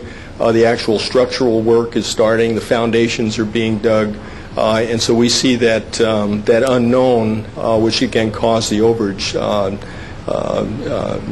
being minimized at this point. But today is about 6 months from when we knew we were $303 million. So where all do you think we are today? Are we at $400 million? No. The funding gap, we have, as any project would, a contingency in our budget. And the items that have come up have been tracked against the contingency. They have not been significant numbers, so at this point we haven't increased much above the October 13 amount. So the 1.263 is our budget. billion is the ceiling? That's the budget, and that's our approved budget, and we're holding to that, yes. Okay, and I'm not sure we talked in detail about the shortfall, how we're who's picking up the 300? Yes, the port is committed to this project. I mentioned we're in the midst of a very, very aggressive capital improvement program. Facing competitive threats, we have a lot of projects underway. What we would do is we would have to look at our other projects and see which ones we could delay. If we cannot find, or if we're not successful finding additional money, the burden would fall on the Port of Long Beach. It wouldn't be pleasant because other projects would have to be deferred or delayed or postponed. And we think they're of equal importance in terms of retaining the trade and countering the threats that are out there. Commissioner Simi. Those are basically my questions out. So you're going to complete this project in about 2 years. About 35% cost overrun, and have you secured those cost overruns? Have you negotiated those cost overruns? The funding sources? You're 2 years away from completion, correct? We're about 2.5 years, yeah, in 2016, so it's about 2.5 years. Our Board of Harbor Commissioners has approved the budget of 1.263, so they've accepted the gap that's there right now. We will aggressively continue to look for other funding sources, but as I just said, if we don't, we don't, and other projects will have to be delayed or postponed because of that. As far as working with the contractor on overages, again, a lot of that work was related to the oil field relocation and reabandonment of wells. That has already been accounted for, and those numbers are fixed and behind us. It's not like they'll escalate any higher. There are items that have come up from the contractor, as there are with any complex project, and we work through those on an incremental basis. We don't allow them to fester. We keep a tab on it. We meet with the contractor often, and there's several layers of what I'll say is resolution of those issues, from staff level to management, to even have established for this project, which isn't unusual for a large project, a dispute resolution board. And so it goes to sort of an informal mediator where the sides can air out. These are experts in the area of construction and large structure construction that help resolve the issues as they come up. So you feel confident you have the backfill negotiated or in the process of? Yes, I am. Commissioner Burke. Commissioner Dunn whispered in my ear. Did you have any issues in terms of Buy America? We did. We did have issues, and we met several times to work through that. The issue was primarily with Southern California Edison, and we understand this is a problem with other utility companies that their procurement methods and standards and procedures or processes were not geared for the Buy America. What we were able to do, and it was a combination of several things, was we were able to rephase or resequence work so that components that did need to comply with Buy America were able to shift those to a later date, so it allowed the Edison company, Southern California Edison, to procure under the current guidelines. Some of the work was temporary in nature, and since it was not a permanent installation of a facility, it did not have to. I forget the specifics, but there was a way to. It did not have to meet or comply wholly with the Buy America, but it was an issue we dealt with significantly. Yes, and we know this is a widespread issue and hopefully being worked through. Now, my question was, does the port have the royalty rights on the oil wells? No, actually, the state gets most of the mineral rights on that. It's a combination of several owners depending on which region in the port. There's actually 4 zones. The city of Long Beach, not the port, receives. The land portion is owned by the city, right? That's correct. The land is owned by the city. And then the wells are owned by the state? Well, the wells are owned by the city, but the revenue generated by the oil production feeds into the Tidelands Fund, but is controlled by the city Department of Gas and Oil, or Gas and Oil Department. But then, based on the ownership proportion on each of the different regions, the state actually receives a significant amount of that money, revenue from the oil production. Will any of that come back to the bridge, or in terms of your construction costs or any of your abandonment costs? What we are doing is by relocating old facilities and providing new facilities, we've put together a report that we've met with the Department of Gas and Oil in the city to quantify what we feel the betterment to the production, the betterment of the oil field is based on the improvements that we've made. And we're going to approach the city and see if they would use that betterment that we quantified and provide money back into the bridge. So we are going to make that request. Good. Now, colleague commissioners, did Commissioner Dunn whisper in anyone else's ear? We're going to let you go catch your flight. Again, thank you for this opportunity, and thanks for adjusting the schedule. I was happy to be here. Thank you. Now, colleagues, did anyone want to go back to the managed lane discussion, or are we complete with that discussion? Great. Then we will move on with our... We will go back then to where we were with item 19, California Freight Mobility Plan and National Primary Freight Network upgrade. Is Bruce DeTerra here? Commissioners, agenda item 19 is an action item. Today, you will be hearing 2 presentations on the planning efforts currently underway on the freight mobility in California. First, Doug Ito, from Chief of Freight Transport Branch at California Resources Board, will be providing a presentation on the sustainable freight strategy currently under development at ARB, followed by Bruce DeTerra, Chief of the Office of System, Freight, and Rail Planning in the Division of Planning at Caltrans. He will be providing a presentation on the status of the California Freight Mobility Plan, currently under development, as well as an update on U.S. Department of Transportation's National Freight Network. Commissioners, as I stated earlier, this is an action item. At the conclusion of the presentations, there will be an opportunity for you to advise staff on any comments you would like to provide to Caltrans on the freight mobility plan, as well as ARB on the sustainable freight strategy. Doug? Carrie, thank you. Doug? Thank you, Commissioners. I appreciate the opportunity to come and speak before you today to give you an update on what the Air Resources Board is doing on freight. Earlier this year, in January, we took to our board an item which they did adopt a resolution, which is a little unusual for the Air Resources Board because it's happening at the front end of this process, but it underscored the importance of us embarking on both understanding the freight system, understanding the implications of strategies and measures that are developed that deal with air quality and public health in the freight system, and that's what I'll cover with you today. I also wanted to appreciate the coordination that we've had with Caltrans and the Transportation Agency, both at the executive level and at the staff level. We've been talking very closely with them to make sure that the messages and the ideas that are moving forward this year are consistent between the Freight Mobility Plan process, the Freight Advisory Committee, and what we're doing at the Air Board. The Sustainable Freight Strategy deals with the freight transport system.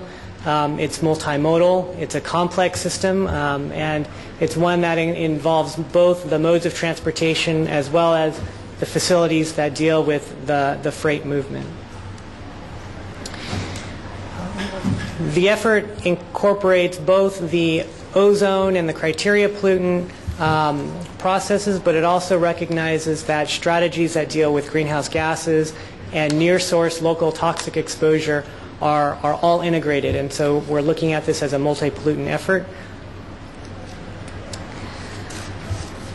This slide demonstrates the amount of reduction that the industry has made over the last several years on the different pollutants, and this is to recognize that a significant investment has already been made both on the industry side. The government side has put in a lot of policies, regulations, and efforts to reduce emissions, and they have. We've reduced significantly the amount of diesel particulate matter, the ozone precursors of NOx, as well as the sulfur oxides.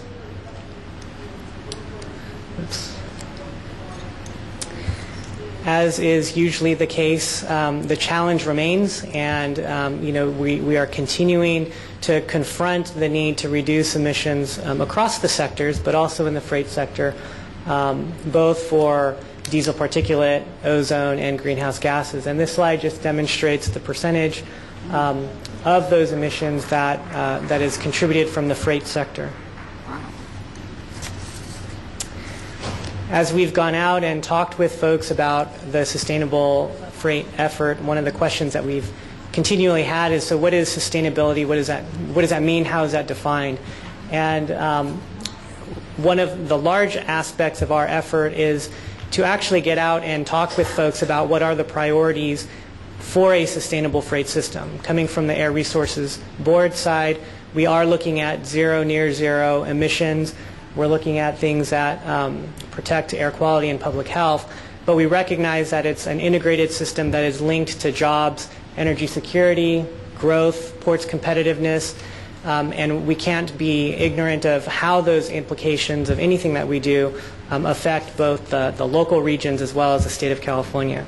So we're reaching out to folks to understand what are the priorities and decisions that the freight system is already moving forward in that are going to affect strategies that we may come up with moving forward. So this is encapsulated in an effort that we're undertaking this year.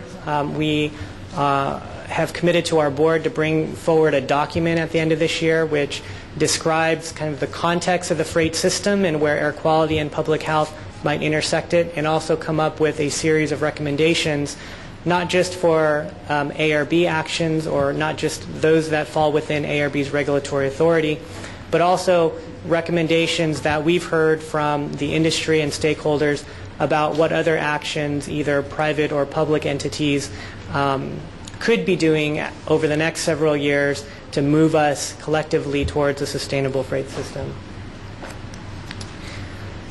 Again, as I mentioned, we've had a number of discussions both at our executive office and at staff level on how we coordinate with Caltrans in particular on the effort that they are undertaking at the California Freight Advisory Committee, but also the intersection with the National Freight Advisory Committee to make sure that we are providing a consistent set of ideas. This is just to demonstrate, one of the main components of what we're doing is stakeholder engagement. We're looking at a wide range of stakeholders across the freight system and talking with them.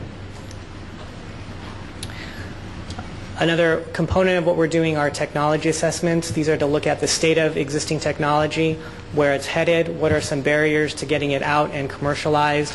A lot of the discussion about the next set of concepts about where the freight system may go towards zero near zero would be what is the feasibility and how quickly can fleets turn over. And so our technology assessments will feed into both the recommendations that we have in the freight strategy, but also as we go forward and implement the scoping plan and look forward towards the state implementation plans over the next couple of years, that it all begins with a very similar foundation of information on the technology side.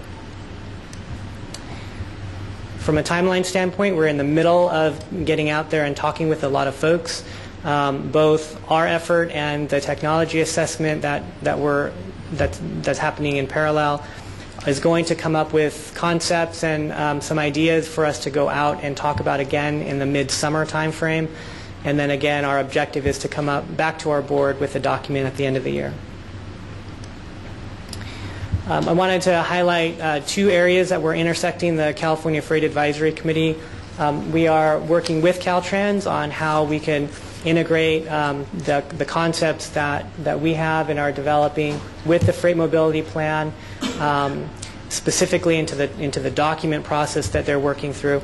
We're also taking Caltrans up on their offer to utilize the California Freight Advisory Committee to disseminate information about what we're doing on the freight strategy. And so we'll be utilizing that mechanism of reaching out to a lot of the freight stakeholders, describing what we're doing, and providing opportunity for their feedback.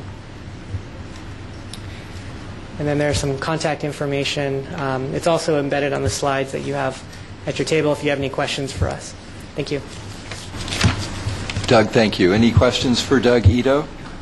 Yes, Commissioner Frommer and Vice Chair Dunn and Commissioner Burke. Thank you for sharing that with us. Two quick questions. One is, what does the Air Board envision is the future for electrifying rail transportation of freight in the state, given that it's an interstate system and not everyone's going to want to switch right now?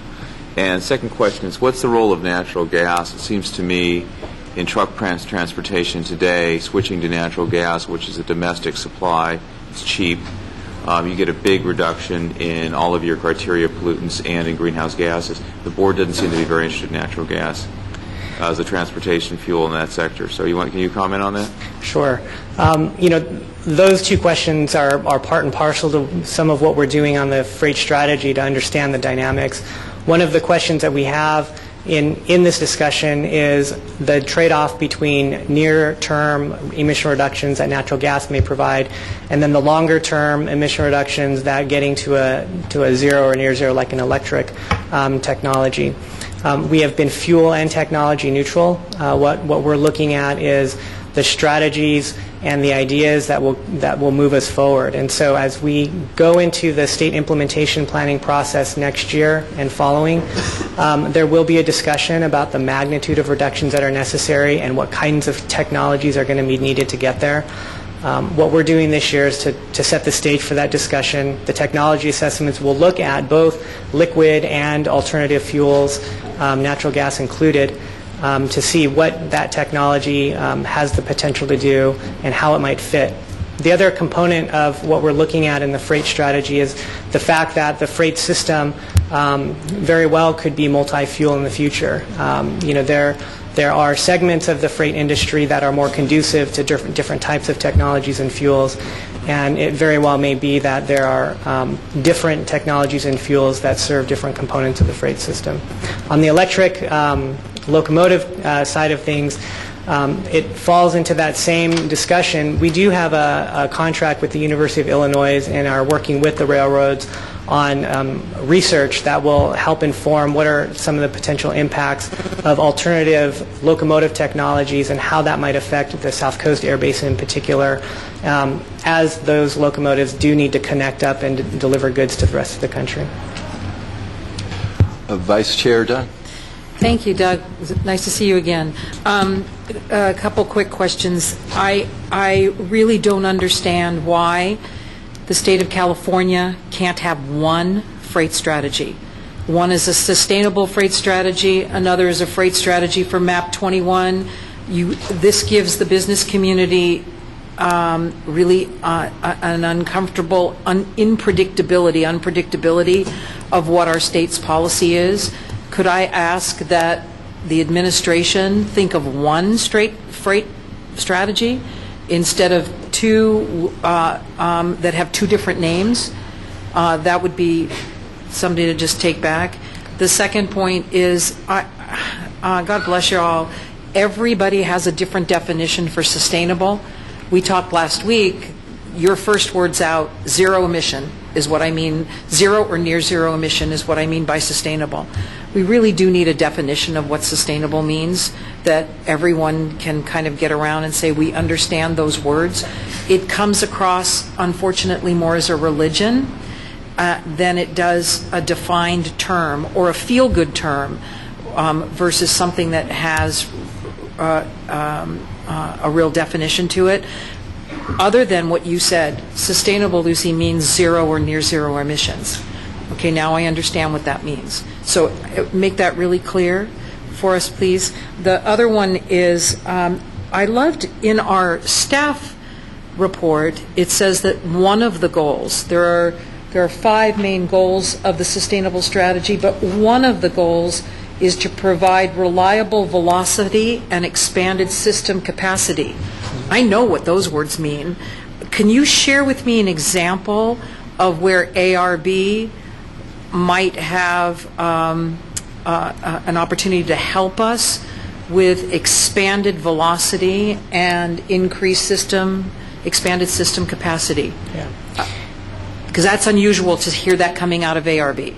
I think the unique thing about the sustainable freight strategy work that we're doing this year is that we are trying to look at the freight system as a system and recognizing that air quality and environmental objectives are not the only priority that are out there. And so the recommendations that we're looking for at the end of the year, we do want to include those things that will address velocity and reliability, the economic impacts, the jobs, not from here's a strategy that ARB has authority over and here's how it, not only how it impacts those other priorities, but are there recommendations, and I think we talked a little bit last week about, either best practices or are there policies at the local or regional level that can help move that particular priority in recognition of the environment and the other component of the freight system that we all need to be paying attention to. Could I also see that a potential that ARB would stand up and say, we need more funding for infrastructure because vehicles that move produce less greenhouse gas emissions and waste less fuel than vehicles sitting in traffic? Could that be one of the metrics that ARB might be looking at? We are looking at having a funding section within the strategy report. I don't believe that we're going to get as specific as particular projects, but certainly, as we look at the different funding sources that are available across the board, part of what we want to accomplish is a document that will also feed into the national discussion on MAP 21, and to the extent that we can set the stage for California receiving additional money at the federal level, that's what we would like to see as well. I frequently hear agencies talk about how to constrain funding, how to put an extra rule on funding, where funding should go. It would be refreshing to hear a state agency besides transportation agencies stand up and say, here's our environmental goals, our sustainability goals, and by the way, we need more funding for transportation overall. So I just share that you look at that as an opportunity. It's one of the best ways to get clean air is cars not sitting in gridlock. So thank you. Thank you, Doug. Doug, don't go away. Commissioner Inman. A couple things. One, I think it's so very important we get this right. Depending on which study you look at, we're talking about either 40 tons per year or 57 tons per year per person of freight that we all collectively need to move together.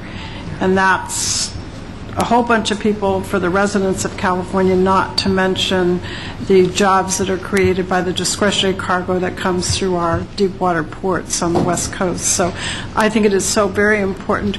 We had this discussion last week, an awful lot of private partners and a lot of private dollars. And if we go back to our discussion of the self-help counties, this sector runs on a lot of private assets. Our class ones regularly invest more than any other industry in terms of their own capital improvements. So I think it's really going to be important to work together and not work against each other.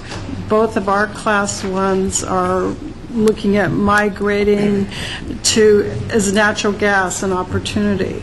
And as we talked last week, I think it's important for all of us, and I'll put my private sector day job hat on, whenever we look at a new industry, the first thing we do is really try to understand the economics, and I offered this up to you and your colleagues last week.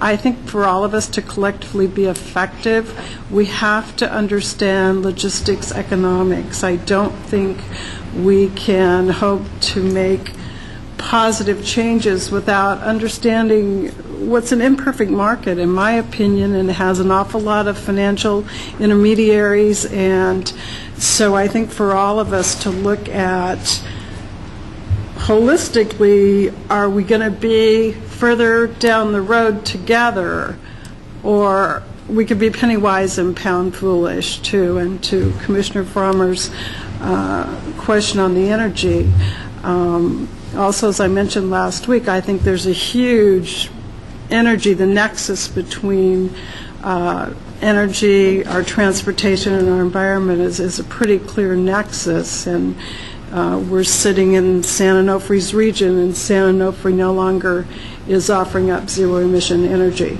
So I think we have to walk carefully is what I would suggest, that we need to all learn from each other. We're going to hear from the Undersecretary in a moment, and I would remind everyone we're going to have one more speaker on this topic as well. Brian? Sure.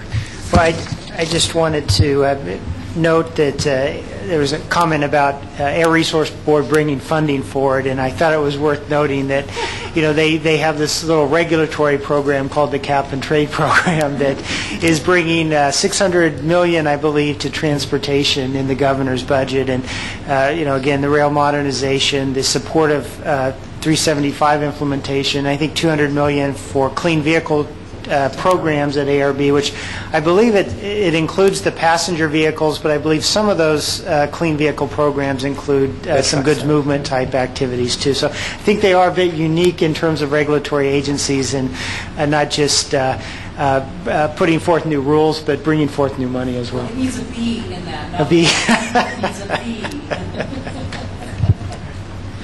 Doug, thank you for joining us. Please don't go too far away, but why don't we have Bruce Totera come forward as well? Bruce, welcome. Thank you. Pleasure to be here. Thank you for this opportunity. All right, I'll try to be quick because I know you've got a very tight agenda, and I've got a few slides here, and I can skip them as necessary. Good. The director's coming up. I'd like to be a field marshal since you were giving out czar ships. I was going to look at that. I've got backup as well. Again, Norma. So really quickly, I want to talk about MAP 21 and AB 14, and that's driving some of what we're doing. MAP 21, when it came out, talked about having states do freight plans, and it was strongly encouraged. We were embarked on updating the Goods Movement Action Plan prior to MAP 21 coming out, so we knew that needed to be updated. And MAP 21 didn't have a due date, and it provided some guidelines. We were on the way to that. And then AB 14 came out and put a due date on it of December of this year. So we have that driver, and that creates some of the challenges that you're hearing with CARB, in that they have a different timeline. So we're going to get done with our freight plan, completed, submitted to you, submitted to the governor and the legislature before CARB issues their documents. So they have a standing spot on our Freight Advisory Committee agendas to address the committee at the beginning of each meeting so that they can give us updates on where they stand. And we are working closely with them, and it is our expectation that we will be amending the freight plan once we have the final guidance coming out of CARB, so that we are consistent, so that we don't have two different sets of policies coming out of the state. But because we have to come out first due to AB 14 and MAP 21, we have to have a plan. So the Freight Advisory Committee, I'm going to talk about that really quickly. The proposed National Primary Freight Network, and I saw Vince Memano here, so he is able to join us. If there are any questions about that, perhaps he can join us. We talked about tiering the network, and we had a committee meeting at Sandbag yesterday. We're very appreciative that they hosted the meeting, and also that we got a tour of the UP yard for our freight committee, so they got a really good insight of what's going on. But I'll talk to you briefly about the tiering, and then the freight mobility plan and its delivery schedule, and then some policy recommendations that are going to be going to the Secretary on behalf of the committee for submittal to the federal government to talk about California's priorities. So the Freight Advisory Committee has approximately 60 members. We usually don't have everybody there, but we have typically from the mid-40s to the mid-50s of people attending, and it's across the freight industry, government agency, advocacy groups. We really have a spectrum of people, have very interesting, wide-ranging dialogues. We've held meetings in these cities. As I mentioned yesterday, was in San Bernardino. Next month will be in Sacramento on May 14th, where we will be discussing the administrative draft of the freight plan. And the commissioners are welcome to attend. We also broadcast all of our meetings. The National Freight Advisory Committee, while they have a standing invitation to the California members of that, the delegation, and Commissioner Inman has been a guest and addressed our committee at least a couple of times. I don't know how many actually watch. So the proposed primary freight network was posted by USDOT on the Federal Register on November 18th with a 30-day comment period. And this was a 27,000 national system, 27,000 center line. 30 days to comment. Everybody complained about that. They extended it another 30 days. And then they extended again another 30 days. So had we known that we'd have 90 days to look at the network, we would have approached it very differently back in November than having a series of ad hoc changes. So there is another 3,000 miles in addition to this congressionally mandated 27,000 maximum of the centerline highway miles spread across the entire country. California has approximately 2,700 miles, by far the most of any state. Some states receive 0 centerline miles and others very little. California does not actually connect on any of its borders to another primary freight corridor that goes all the way through the adjoining state. But the miles we did through our calculations at Caltrans are very similar to the network that was proposed by USDOT, and that's now under consideration. So Secretary Kelly submitted a Valentine's present to USDOT in terms of the comments letters, and that turned out that the comment letters, which included policy statements, were consistent with what came out in the President's proposed bill. There were no misalignments on that, so we're quite happy. This is the proposed network for California's portion. So these highways that are in a green-yellow line, that is what is part of the proposed primary freight network. There are no dollars attached to that. There's no priority as of yet. There may be. It is our expectation that that will follow through. Otherwise, why go through this exercise? The blue lines you see are if you didn't have a 27,000-mile cap, what kind of system you would have gotten using the same methodology they used to determine the 27,000. So that came out to a national 41,000-mile system that actually connected the country. But even with this, we have really significant gaps in the system. For example, we got the Gerald Desmond Bridge. The connectivity between the Vincent Thomas Bridge over the Port of Los Angeles and Gerald Desmond, it's not in the proposed national primary freight network, nor in the 41,000-mile extension. So there are gaps. Can't say that really quickly. And so we have asked for authority from USDOT to make those changes rather than having to justify each individual one. U.S. Highway 50 in West Sacramento, for the Northern California folks, that's also completely missing. Very significantly, if you took away the blue lines, you would find that this primary network does not connect to the border ports of entry, along with Mexico, do not fully connect to our two largest ports, or the Port of Oakland or the Port of San Diego. So we saw those significant gaps. This is the LA system, so you see that those blue lines, those represent the gaps. I mean, a lot of the network gets right up close to it and then stops. So we've asked that the USDOT utilized that 3,000 miles of additional capacity that the Secretary could close to close those gaps, and they could do that nationally just on the Secretary's power, we think. We don't know whether they'll do that or not. And then we can deal with the other bigger gaps later. So this is redundant here. I just went through all that. So we want that flexibility. We want it to come back to the state, working very closely with our regional partners to actually identify how to adjust our network. We didn't want to make a case that some parts of California's network weren't appropriate, you should shift it, because there was no guarantee we'd get those miles back. This was recognized by everybody looking at this, that having a highway-centric, it's not even highway-centric, it is highway just simply.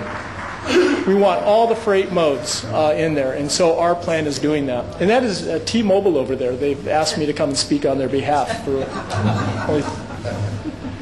So not only should it be the full freight network, there needs to be a freight funding program, because absent that, all this freight planning is for naught on a national scale. And absent within that is actually specifically addressing community and environmental impacts, and to include them within eligible categories for freight funding, not just as mitigation for the project, but as a standalone. So yesterday, when we met with the Freight Advisory Committee, we proposed tiering the network for California. All the blue lines you see on the map are the additional highways that we have recommended and talked with the committee about adding to our federal network, to say these are also important for all of California as part of our freight network. So the state freight network, and you see it up there, needs to connect to all our regions. The primary freight network did not reach Salinas Valley, which is the salad bowl of the nation, particularly in the winter. The North Coast was left off entirely, left off a lot of other areas, and we think we need to close those gaps as part of our freight network. In the LA area, it looked like this. So that orange, we tiered it, was Tier 1, green is Tier 2, blue is Tier 3, and the Freight Committee did not agree with that tiering, that particularly where we divided up the national network and prioritized that. So we are going to go back to the committee and talk about that further, but very clearly we need to prioritize where our funding is going, but we need to do that in coordination with the committee, in consultation with them. In the Bay Area, it looks like this for the. And so some of the questions we've received early on, people note that Santa Rosa is connected to the Green Line is part of the proposed primary national freight network. And for those of you familiar with that area, there are not a whole lot of trucks there. But Santa Rosa, that urbanized area, has a population that merits it under the guidelines. So some of those extensions, you might not understand why it's there. It's due to population. So with this, we're able to take some of the data that Caltrans has, and this is pavement data, and overlay it with our freight network to understand where we have deficiencies and the ways that we measure. So the areas where you see red, those would be major pavement distressed areas. So we can look at that and say, well, this is part of our freight network. This is one of the highest volume routes in the state. Should we prioritize our pavement maintenance funds to go to that? So we have a good basis to make some decision making on that. We also took a shot at tiering the freight railroads. And we did this based on the data that we gathered through the 2013 State Rail Plan, because we have that access, we have that GIS data in my office. And so we were looking at this as actually the volumes of freight trains on those corridors. So we were able to look at the highest volumes, secondary volumes, and then, so the blue lines are the short line railroads, we add all of them as well. And then we're able to look at things like the height restrictions for the trains. So that's really important for double stacking, where we have artificial barriers to being able to do double stacking, which is a benefit to the whole industry. So we have a freight mobility plan that's due no later than December 2013. We'll have to have that done at the end of August, but it's a lot of the components are posted online now. It does include, under the fact sheets, the freight network, the 12 deep water seaports for California, 12 of our largest air cargo airports, and the intermodal connectors in there. There's a lot of other things. So this is the schedule. So the administrative draft of the freight plan, where we'll have all the chapters out and really looking for comment, is May 2nd. We'll have a freight advisory committee on the 14th where we'll talk through it. Then we'll modify it and release a full public review draft in mid-June, with expectation that that comment period would close at the end of July, after which we'd finalize the plan. During that public comment period, we'd have a series of workshops around the state at these locations. The Central Coast, it's most likely will be in northern Monterey County. That's in the Salinas area. We're looking at that so that we can address the Central Coast. So, and we'll be providing a schedule on that, and of course, everyone here is welcome to attend. So the policy recommendations that are being drafted that we've met with the Freight Advisory Committee on, and I believe you may have a copy of those in your packet. They were in your last meeting agenda when we had to postpone this item. If you don't have it here, we'll get it to you. We're looking at wrapping that up so that the Secretary, we can provide the official recommendations, and the Secretary can issue his recommendations. So we want to, it came from the committee, really call out the importance of the freight industry to California and California's essential role to the nation and to actually the world in terms of this freight. We are the pivot point. A lot goes through, and that was demonstrated earlier. That we have to have a dedicated freight funding program, but one that doesn't constrain us to just those funds, but retains the flexibility so that freight projects can go after every available funding source, just as the TCIF program did. And address, specifically call out again, communities, environmental impact. They're important members of our Freight Advisory Committee. We get a lot of input, and a lot of it's really important that their voices be heard. And that the primary freight network be expanded to be more representative of the entire needs of the nation and to the entire multimodal network, which is quite extensive. So if you want to look at any things, type in CFAC into your web browser, and it will be one of the top 2 things that come up in there. And we have a website that you can email us comments to there, or you can email them directly to me or to Commission staff who will provide comments. And I actually want to really thank the Commission staff because I've talked with them a lot to get advice on how to go forward on this, and they've been extremely helpful. So I appreciate that. Bruce Deterra, thanks for the thorough overview. And Fran, thank you for keeping this top of mind for all of us to learn more. We're going to go with Commissioner comments. Commissioner Medaffer? Thank you very much, Mr. Chair, and thank you, Bruce, for the excellent presentation. You answered a lot of my questions. I think at my first meeting, I'd asked that we had included the land ports down at the Mexico border, and I guess for whatever reason, editing or what, and the Commission agreed, but it didn't get included in that letter, which I was fine with because I had heard this was coming back and was going to be included. But I just want to emphasize a point that you made in your presentation. It's nice to see those blue and the yellow and green line coming down, but it just kind of stops. Yes.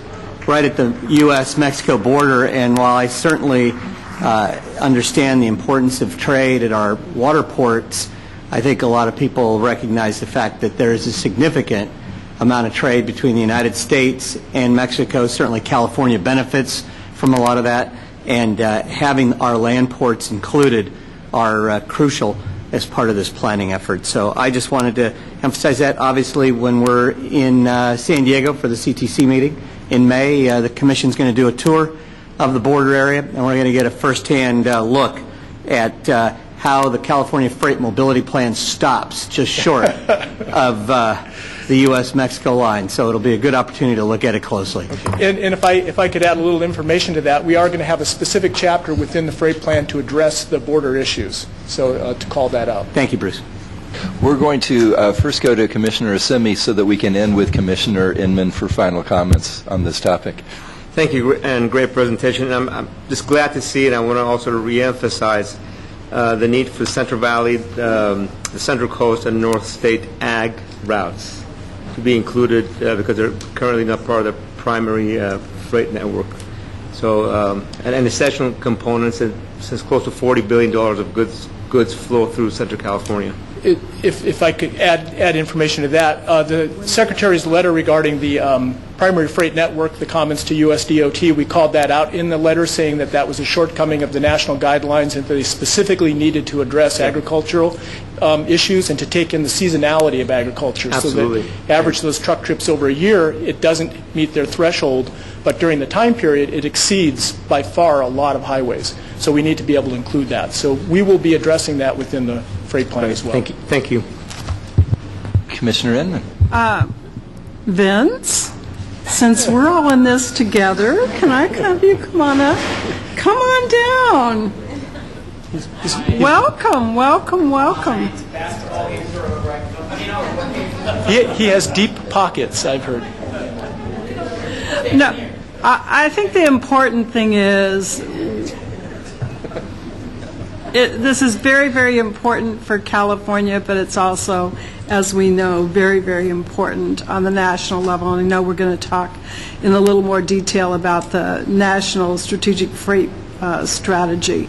But I just spent most of last week in Washington, D.C., and I can tell you that whether it's on the Senate side, whether it's on the House side, or whether it's the administration, transportation is a topic, and the administration in the President's proposed budget, for the first time, we saw freight with some dollars to the tune of about $10 billion, I think, in the proposed budget, with a designated call-out, kind of a hybrid program, but really, really recognizing the importance to freight to our global competitiveness. And so a couple things. One that comes up over and over and over again as we're doing this planning, one thing is the multi-states. I mean, there's a definite focus on recognizing that we run on a system of systems.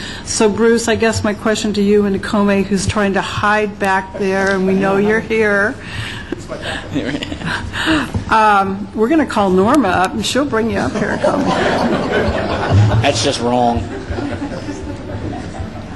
No, but one thing that's pretty clear, and DOT is looking at, how are we all going to encourage multi-state collaborations? So California, on the one hand, a little disadvantaged because it's just water on the other side of us. So I think to the extent that we can build those bridges of communication with our partners that we do connect to in the supply chain will be good. And I'm not sure, I know periodically we've talked to our colleagues from Nevada. Yeah, Bruce. So, but I think the multi-state. Why don't you call me up? Oh, but I'm going to get Why don't you even bother calling me up? Talk to her, Lucy. Holy cow. This is all, I'm segueing, Vince. Rachel Falsetti, Actually, could you check to see what's in Vince's cup? Yeah, right.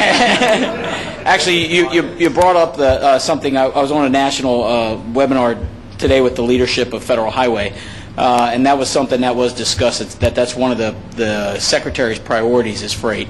And we heard that exact same thing, which you had just said, that Congress is talking about transportation. They recognize the need for a new bill. With the President's budget that came out, there's going to be, I believe, a administration's proposal on a bill coming up within the next year. So I think everybody recognizes that, and that's the same thing. I just heard the exact same thing. And freight is such a big issue, and it's not states got to play together in the freight network. And I've heard the Secretary of Transportation, Secretary Fox, when he was here in San Francisco, talking with several people and was asking about that. What do you think about something that would involve states having to get together on freight? Some type of an idea there, and so freight is, obviously you know that better than anybody, but freight is way up on his radar. Okay, and the Secretary will be here tomorrow too, so we'll remind him again. Yeah, freight thing there. Yeah. But I think streamlining and what we hear over and over and over again, and our last 3 federal transportation bills have attempted to deal with streamlining. Yet when we look at our success, we really haven't managed. Right. Well, part of the Secretary's or the proposed budget actually dedicates some funding in the permitting side of things. So we're dealing with several different agencies outside of just the Department of Transportation that have responsibility in permitting, and that has a lot of the streamlining issues are in the permitting arena. So there's a recognition that it's outside of just each of our modes and outside of just transportation that has to get involved in this. So I think streamlining is going to get to another level as we get into this farther. Okay. So. One of the suggestions that we've had, in fact, if you look at the executive order, the President's order, on the dashboard to really try to say, okay, we talk about streamlining, but let's put up a dashboard and let's see how we're doing. there are very few freight projects on that. So we have mentioned, well, freight's got a title, now freight may have some funding. Let's have a freight scorecard. And, you know, there's much discussion about performance-based decision-making, and the freight projects tend to score quite well in terms of being able to deliver on those performance. So whatever we can do to help you and you can do to help us, just want to reinforce. And we do appreciate the fact that, at least from our perspective of Federal Highways, every day counts as a mindset. It's much more than the program. And we're trying, as we try to move to one thing, having adequate funding, or at least having some more funding, to make sure that every dollar is invested wisely. And I think that's streamlining to make sure that we can get those projects out the door. And I think Tiger 6 is another opportunity to that, because it's a DOT. I know Rick talked about that earlier, that Tiger 6 is out in April, and I think it's because it's DOT wide. There's an opportunity for freight opportunities there too. And Harvard won and Dayton won. So, not that I was watching. I wasn't watching. Great. Thank you for coming forward, and Commissioner Inman, thank you.